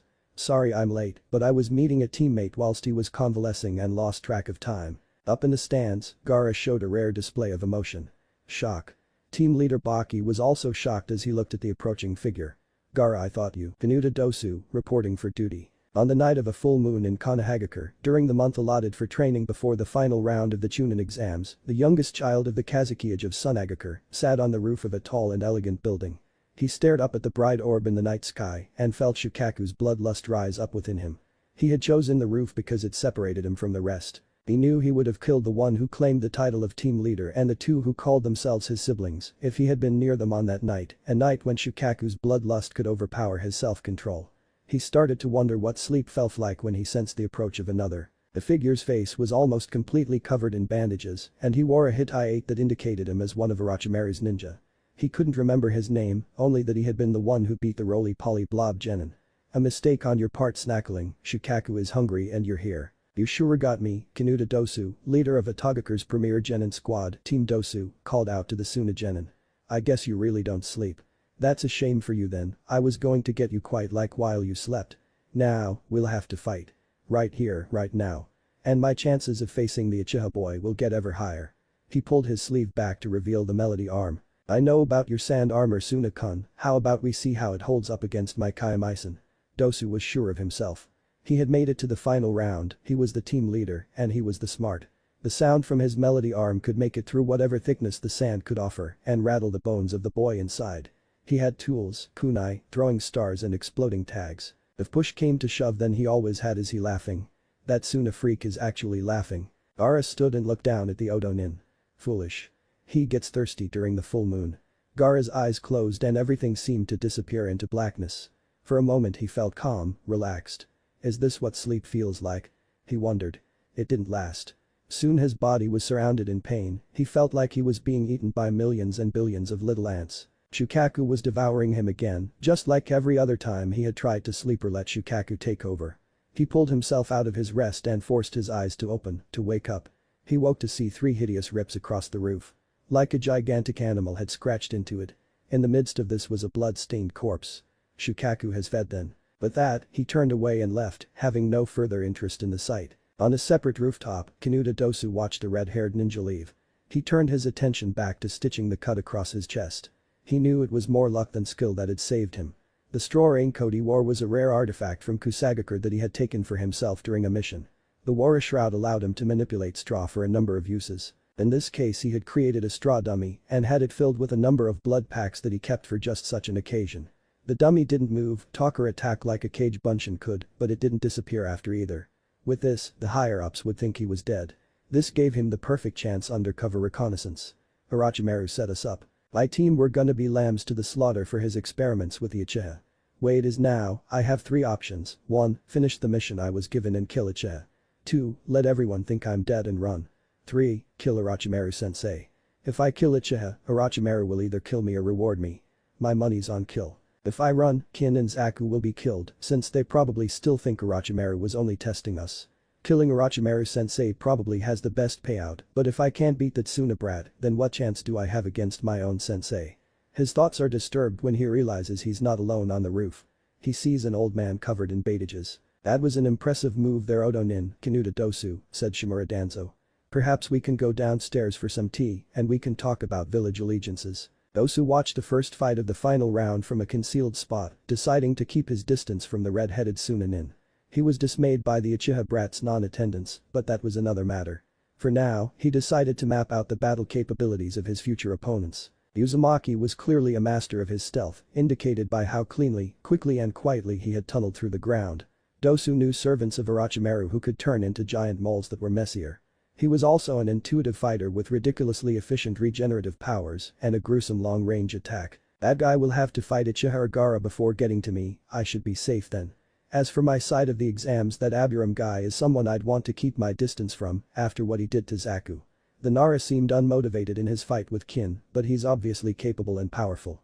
He's probably more of a tactician than a fighter, like me. Given the time, by the time we get to our fight, most of the arena will be shadow and I'll have nowhere to run.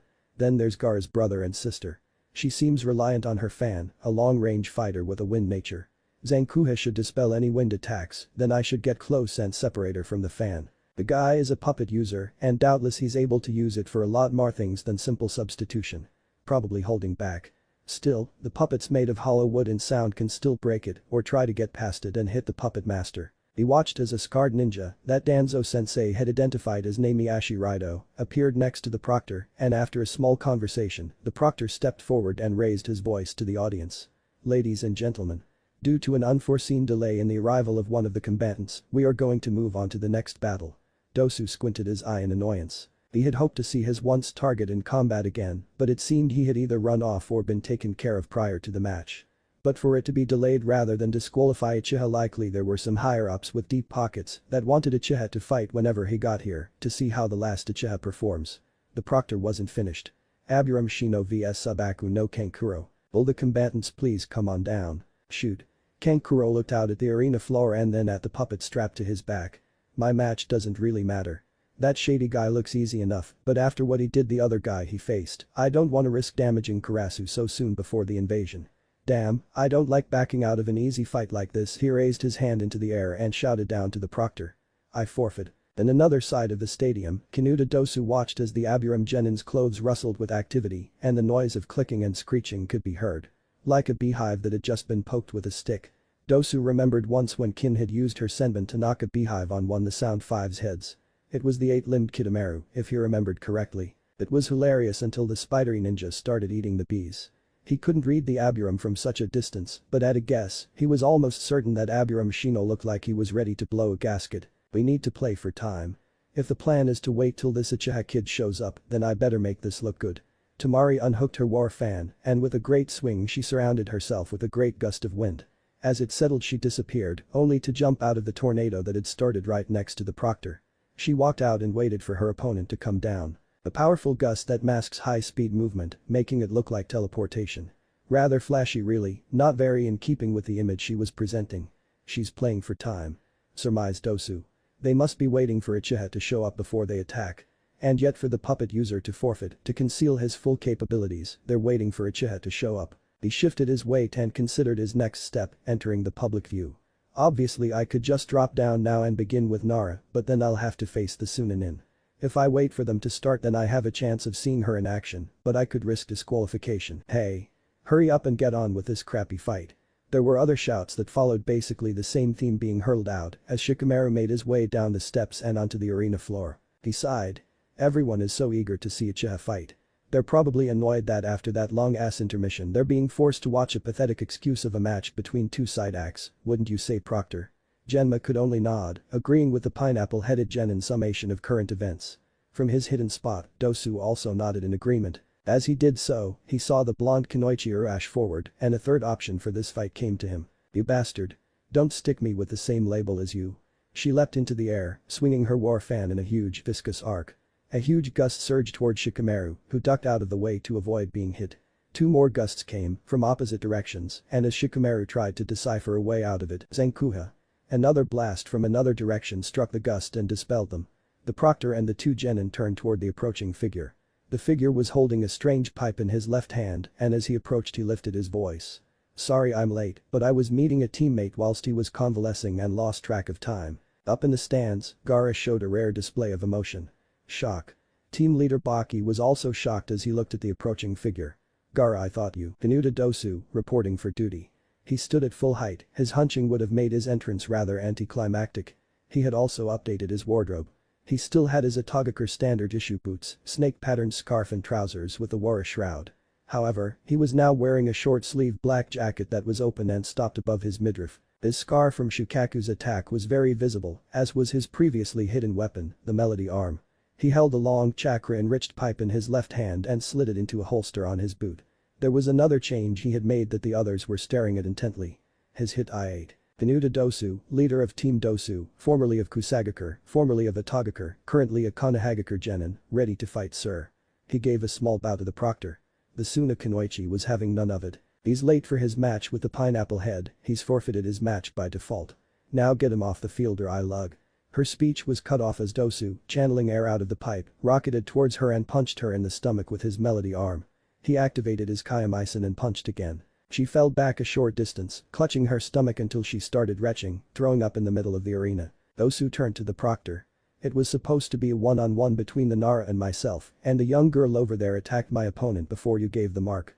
I could petition for her disqualification. He noticed a horrified look on her face between bouts of retching on the floor. However, I actually think we should continue the fight with all three of us. It ought to make up for certain matches being skipped over.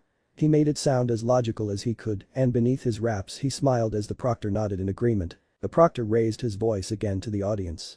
Ladies and gentlemen. This match will be a three-way battle. Nara Shikamaru of Konoha versus Subaku no Tamari of Suna versus Kanuta Dosu of Konoha. If the combatants are ready. Tamari pulled herself off the ground and nodded. Then, begin. In the audience, Baki gripped the railing tightly. One of Orochimaru's men had switched sides. How much did he know of the invasion? It is of no concern Baki. He turned to face Gaara. He was one of Orochimaru's crash test dummies for whatever he did to Uchiha Sasuke. He was never part of the invasion plan. Baki sighed in relief and returned his attention to the fight. Underneath his disguise, Orochimaru felt a knot of rage tighten in his stomach. That one of his experiments didn't have the good grace to die when he was no longer needed was something he hated, and worse still that disobedient whelp had joined up with Konoha as well. You shall pay for your insolence Dosu-kun. With your life. Sat beside him, Sarutobi Hiruzen smiled and had an extra long puff of his pipe. The Kanuta boy had been a tough egg to crack, but after much negotiation, he had agreed to help them. His knowledge of all the faces of Itogakure's elite and his talent for sketching meant that all the Jonin and Anbu had pictures identifying all the lead combatants in the service of Orochimaru. Forces had been scattered to watch over them, ready to attack at any moment. The Suna forces were still unknown, but it still meant that the invasion force's overall efficiency had been more or less cut in half. Excellently done old friend. I hope Orochimaru likes your next surprise, Danzo. Tamari launched another massive wind strike at her opponents, and both jumped away. Heh, these leaf rats are good at running away then. Shikamaru peered out from behind a tree and watched a Kunoichi work while trying to analyze the recent developments. I'm not going to lose this fight, but now it's two at once. Besides, a guy can't just go around and hit a girl so. From the balcony, with a voice that disturbed the wildlife in Nami no Kuni, such was the volume it was at that time Ino yelled, bust her up. Shikamaru. Get her with a 16-hit combo. Yeah. Ino punched the air and Shikamaru sighed, feeling tired out just from the force of her resonating voice. On the other side of the arena, hidden behind a tree, Dosu shook his head in an attempt to stop his ears ringing. If that kind of voice is hereditary, she would be ideal as the first Odonin to wield a related Kekkei Genkai. He returned to analyzing his match. His attack on the Kunoichi told him her skills were more in the long-ranged field of fighting, but she wasn't without some skill. She had tensed at the right time and would likely have been able to counter his attack had it not been for the sound penetrating her. He also knew that she would keep her distance from him and would probably target him first. Her first mistake. At this time of the day, Nara would be the ideal first target. His shadows won't reach far, so he's the most vulnerable. Tamari spotted Shikamaru in the patch of trees to her left. Let's see, he's a ninja that uses shadows, so he'll obviously try to lure me into the shade. Like I'll fall for that. That other one uses sound waves, and he has that pull that can fire airwaves. Like my war fan but a great deal more suited to stealthy, specially aimed attacks. I can't see him, but I can't let him get too close. I was going to make this flashy to play for time, but it looks like this match will take a while without any grandstanding. Ino felt her jaw drop when she saw Choji pull out yet another bag of crisps. Is your stomach really fully recovered Choji? Choji chose to ignore the question. Isn't Uchiha supposed to be fighting now? He noticed a vein on Ino's temple that was quivering and steadily getting more pronounced. Best change the subject from that skinny mute, mused the next head of the Akimichi clan. For Shikamaru to be in the finals it seems really out of place for him, don't you think? Ino considered what Choji was saying. You were given time off training so you could recover Choji, so you haven't seen it. But lately Shikamaru has been training properly, and while he can't breathe fire or make solid clones, he's really good at devising strategies. Like when he coordinated some of our missions instead of Asuma-sensei. And I don't think we'd have made it as far as we did in these exams if it hadn't been for him. He walked down there and he wasn't pushed, and he didn't whine or anything. He seems like he's really revved up for this. She again burst from her seat, and her words woke the Kumagakure Jinchikiri killer bee from his dreams of rapping with the stars. Go Shikamaru. Shikamaru moved to another tree to get a view of the arena, looking for some clue as to how he might be able to beat two ninja that clearly approach fights the way he does. It was as it had been at the end of the match between Neji and Naruto. He looked up at Naruto, who was cheering him on loudly and with a smile on his face. And then he looked at the arena ground. That's right he went and then that should work. He stepped down from the tree and turned slightly, entering Tamari's field of vision with a large, knowing smile on his face. Tamari scowled. What is doing with that dumb expression on his face? Is he making fun of me? She pulled her war fan back. Kamitachi no Jutsu. A powerful gust rolled out of her. Up in the crowd Tenten gasped at the attack that had banished all of her weapons as it tore into the trees that Shikamaru was standing by. Osu watched from his hiding space. He looked over to where Nara had been looking, hoping to discern his opponent's plan. Wait that is clever. That is very clever. And I know just how to beat it. But let's see him do it to her, then the competition for me. Dosu rushed forward and launched his Zankuha at the blonde Kunoichi, forcing her to leap and launch her Kamitachi at him. Her attack overpowered his and he pulled back, hiding away again. As she landed and the dust cleared, Tamari saw a thin black mass rush toward her. A shadow. She leapt back again and again. As she did so, it starting to shrink. She finally stopped and scored a line across the ground in front of her. Ha! I have seen through your Kajime no Jutsu.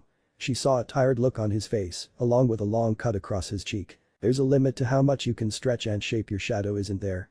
You can't stretch it any further than the original surface area of the shadow, am I right? He nodded. Which would mean, judging by the distance from where he attacked from his shadow, from the furthest point the shadow from the stadium wall, stretched taking into account the possibility of him using the stadium's shadow as his own there. She scored another line into the ground, a more solid one this time. The absolute limit of his shadow from him is 15 meters and 32 centimeters. Shikamaru knelt down against the wall and closed his eyes. He then formed his hands into a shape with his fingers and thumbs touching their counterpart with his thumbs the closest to his head. Uhi Kurenai, Jinjutsu mistress of Konoha, turned to Sarutobi Asuma, Shikamaru's Jonin instructor. What sort of hand seal is that? I've never seen anything like it. Asuma chuckled and had to catch his cigarette as it fell from his lips. That's no seal. Uhi Kurenai turned to her colleague and fellow team leader Sarutobi Asuma. Not a hand seal. But he has his hands in a strange formation and he's obviously concentrating. Asuma grinned and lit another cigarette. It's a habit of his, he's the kind of person who likes to slowly take his time. He's like one of those old geezers. That's why he plays games like Shogi and Go. I've been playing against him since he became my student and this is what he always does when he's backed into a corner. He turned to see a confused look on Kurenai's face and started to chuckle, causing his thick sideburns to bristle with movement. It's a sign that he's working on a strategy as such. I have never won a match against him. Understanding began to dawn on her. Not even once. He watched the Jinjutsu mistress's eyes squint with annoyance. You're speaking of strategies and games, Asuma. This is a real fight, Asuma, not another boardgame. Asuma swiped his hand dismissively. Those games are said to have roots as devices for tacticians to plot their wars with. You could say that Shikamaru is a shrewd tactician. Kurenai shook her head at Asuma's words. Shrewd? I've saw his grades from the academy when they were getting sorted into teams. He was supposed to be at the same level as Naruto. And you just saw Naruto beat a Taijutsu genius who graduated at the top of his class. Asuma took a long drag of his cigarette and let the smoke linger in his mouth a while longer before letting it sift out slowly. He said it was too much of a hassle to move the pencil. It seems he slept through his written exams. I then got the idea he had a talent for strategy despite his grades, so I had him take an IQ test disguised as a game. I wasn't being all that serious, but Kurenai moved closer, motioning for him to continue. A true diamond in the rough. He's a super genius, Kurenai, with an IQ over 200. Kurenai felt a cold chill go down her spine. Over 200. Looks like he's done planning. Looks like you're finally going to be serious. The Suna Kunoichi pulled her war fan back. Kamitachi no Jutsu. The flurry of wind shuriken surged toward Shikamaru. The Yanth Nara pulled out a kunai and jumped behind a tree. There's no escape. The attack tore into the small group of trees, furiously ripping into the wood and leaves. As the Suna Kunoichi kept firing off the attack, Shikamaru carefully removed his coat while avoiding leaving his arms out of the safety of the tree. How long are you going to hide in there? Give up already. She felt herself losing her temper. Does he really have some sort of strategy? Kurenai turned to Asuma with a rather mocking look. Asuma looked confused, like he couldn't understand what was going on. Probably he's supposed to. Ino stood up again and started to yell loudly, "What are you doing, Shikamaru? You're never going to get at her if you stay there like that." While she had hoped her tirade would motivate her teammate to do something, it did have a beneficial outcome. Kanuta Dosu, with his sensitive hearing, fell from his hiding spot and Tamari focused her attack on him instead. Dosu fired his Ankuha to dispel the Kamitachi and ran for the nearby rock, only for a kunai to appear in front of it and explode. He turned and realized it could only have come from the forest as a Kamitachi came straight at him. Damn that Nara creep, he must still be sore about what I did to the fatso. I can't dodge the blonde bitch's attack, I'll have to. The attack hit and he exploded into a massive straw. It glided through the Kamitachi and circled round Tamari. Finally, Dosu emerged and punched at her with a melody arm. She barely managed to block with the war fan, momentarily letting go to avoid the Kayamisen. Nevertheless, the Kunoichi was not unarmed. She quickly grabbed a kunai from her pouch and threw it. Dosu fell backwards and Tamari retrieved her war fan. With all the force she could muster, she brought the war fan down on the former Odo Nin's head. Dosu went down and she turned her attention back to the Nara when a kunai flew towards her. And his shadow. Damn, I moved into close. Quickly she ran for the marker and opened up her war fan to block the kunai. From the safety of the line she took a defensive stance and knocked away the kunai. The Nara's shadow reached the line and kept going. Shit. Tamari jumped back further to avoid the black tendril and stared at the smirking pineapple head. So that's what you were doing. Whiling away the time until the sun dropped lower so the shadows of the wall and yourself would grow larger. She felt like sneering. Judging from the height of the sun, this is the furthest he can reach. I'll stand here and taunt him. He'll push himself to reach me and that'll leave him exposed. She puffed up her chest with pride and faced the crowd with a smug look. Ankuro screamed out to his sister. Tamari. Move. A massive shadow appeared at her feet and joined with the shadow. It grew larger and larger until it surged toward her. She tried to dodge, but it simply followed. He tendril swerved and weaved around her, trying to reach her. She looked up and saw the source of the extra shadow. His coat. Shikamaru had tied his coat and hit IA together to create a makeshift parachute, using a kunai as a counterweight. Damn. She thought. He distracted me with his shadow attack so that I wouldn't notice what was going on above me. Then, when I finally see it, he attacks me from below. If I keep dodging like this, he'll just keep me moving till the shadows get large enough to totally reach me. She took hold of her war fan and used it to send herself to the other side of the arena, out of reach of the shadow. She then directed an attack at the parachute. With it down, his attack reach was crippled. With little to fear she walked back towards her opponent and past the section of the area where the previous match had been particularly brutal. She smirked at her opponent. Shikamaru's face became stern. For you to evade that attack. In the audience, Kurenai was impressed with the performance of both ninja. She gave Asuma a sympathetic look. Seems his plan wasn't good enough. Asuma nodded. Indeed, he nodded. His opponent is pretty bright herself, she thinks ahead. In another section of the stadium, Tenten watched with clenched teeth as the Kunoichi that had nearly snapped her spine defeat Shikamaru's attack. Damn, she's really strong. Father, what do you think Shikamaru's next move is? She turned to find her father no longer sitting next to her. Father. The white-haired author of the Icha Icha novels was trying desperately to watch the fight while trying to screen out his Pinkett students' ramblings about Uchiha Sasuke. In one sense it had brought a feeling of nostalgia, reminding him of when Tsunade Haim had praised Orochimaru. Jiraiya. A voice called him and he turned to face them. The green one-piece jumpsuit, orange leg warmers, a green bomber jacket, a long mullet of brown hair and eyes almost permanently squinting. Is that you, Katanakaji-kun? Jiraiya smiled. It was his pupil and one of Minato's closest friends, Katanakaji. I almost didn't realize it was you were so quiet just then. He stood to look at his old student face to face, but when he got stood, a hand settled on his shoulder and pushed down. Hard. So hard he went through his chair and ended up sitting on the floor amongst the wreckage of the seat. While you were away, Naruto, the slug prince of Konoha, became my pupil, became employee of the month at the medical center, and defeated Hyuga Niji. We are going to talk more about this, Jiraiya. Soon. I suggest you make sure you get your affairs in order.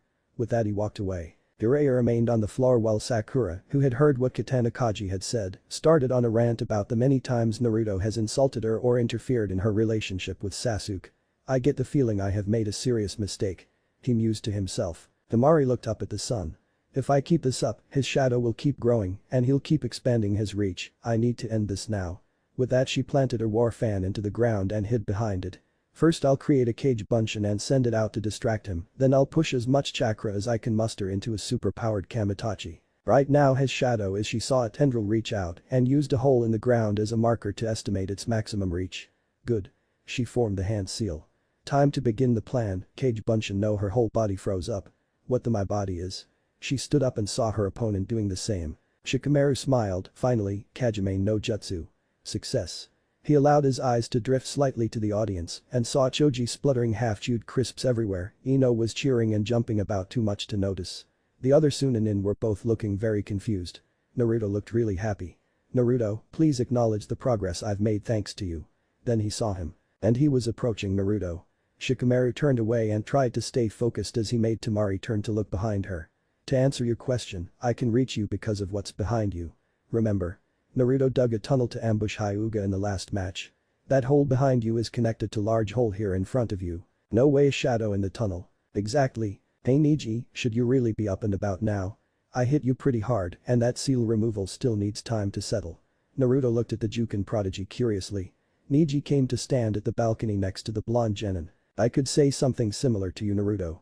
The proctor was near to pronouncing you dead not too long ago. Niji turned himself away at this point. Fool. Why remind him of that? He has given me an incredible thing and I remind him of that. Fool. He felt a hand touch his shoulder and was pulled back around to face Naruto. "Stop moping, Niji, I'm still in one piece and I would never want someone to hold back in a fight. Otherwise, how can you know you've really beaten an opponent?" He said this with a grin and Niji nodded in agreement. "Yosh. Wise words, young Naruto. To unlock true strength, one must let the fires of youth burn bright on the battlefield." Might Guy stood behind them with Lee beside him. Lee seemed embarrassed, standing amongst a ninja in crutches, but he breathed out and stood as resolutely as he could. Guy turned to Niji. "Niji, I shall allow you time to recover from the match and the seal removal, but afterwards we're going to run punishment drills for your unyouthful actions and then we can move on to some new training.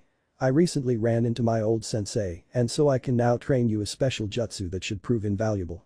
He gave a thumbs up and his teeth glinted in the sun. Niji could see that his sensei knew he regretted his actions and so he wasn't as angry as he could have been.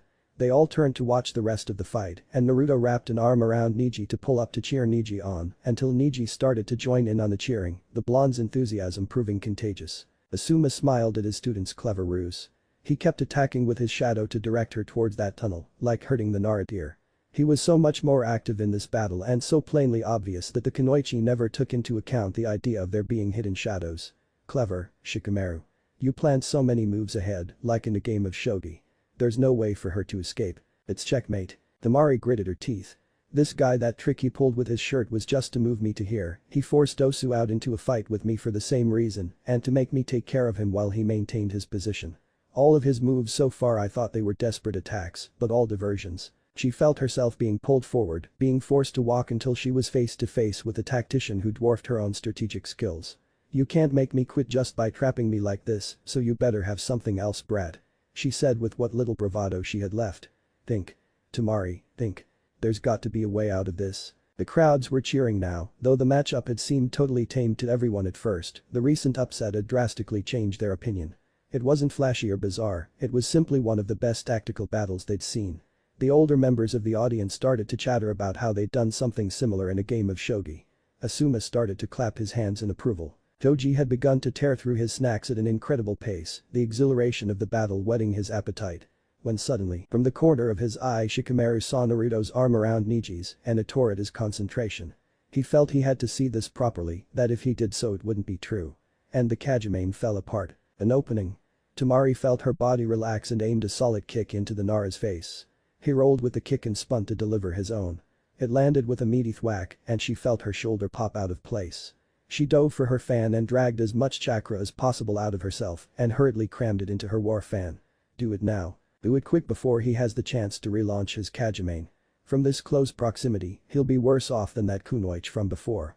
She turned and swung but stopped dead. The words didn't come out. They couldn't come out. She felt a strong grip around her neck and it pressed harder. She let out a soft whimper as she saw Shikamaru standing a few feet from her. If he's there then what's Page Kubishibari no Jutsu?" Shikamaru called out as he tightened his shadows around her neck. He saw her try to reach for her neck and find nothing to grab hold of. He started to walk over and felt the shadows strengthen with each step. Soon she lost the energy to scrabble at her neck, then her legs gave in. He knelt next to her. "Be thankful I'm not the kind of ninja who likes to break the backs of a defeated opponent because I don't think you've got a bushy-browed teammate who would come to your rescue." Finally she passed out and the stench of urine filled the young Nara's nostrils. He turned away and called away his shadows. The proctor stepped forward to announce the winner when suddenly. Zankuha. A blast of decapitating airwaves tore apart the tunnel in the area that Shikamaru was standing. Pieces of straw in the air and on the ground started to twitch and move. They swirled and charged towards Shikamaru, who could do nothing but run. Finally, the straw stopped and formed a mass just above the unconscious Dosu. Another Dosu appeared and landed next to the one on the ground. Only he wasn't wearing the melody arm. Not bad, eh? Bet you didn't see that coming, Mr. Tactician. He crouched down to pick up the melody arm and put it back on. My melody arm uses Deadman's autopilot device built into it. It continues to attack and move the body to attack until it's destroyed. I attached it to this straw dummy and hid in the straw while you two battled it out and wore yourselves down for me. As Dosu aimed the pipe, Shikamaru looked around and then formed the hand seal to create two shadow copies. As the Zankuha tore across the arena, the three Shikamarus all jumped into the air.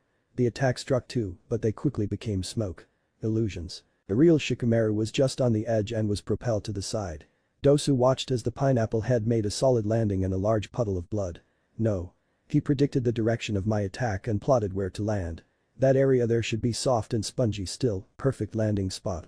What is this kid? With his hands and feet red with blood, Shikamaru ran to the side to avoid another Zankuha and threw a kunai in retaliation. It missed, but it did cause Dosu to stop attacking for a moment. Shikamaru stopped and turned to Dosu. I knew you were still active, I read a book once about the War Shroud and what it could do. And now you should quit. Dosu coughed in surprise, trying not to laugh. I should quit. You've not got any tunnels near you and you're too far away to use a shadow on me. Meanwhile, I've got you in my sights and I've got a long-range weapon right here. Zankuha. The attack surged forward, but instead of moving, Nara just knelt down and laid two bloody hands on the ground. Yuinjutsu.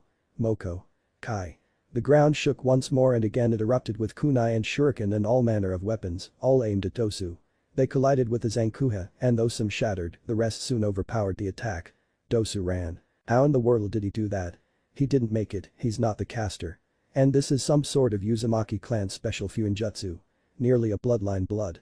When he landed from the Zankuha, he landed in a puddle of it. He landed in a puddle of Uzumaki blood and then smeared it on the ground where that Uzumaki created the seal. He must have had this planned out the moment Irie appeared. No, he said he'd known the moment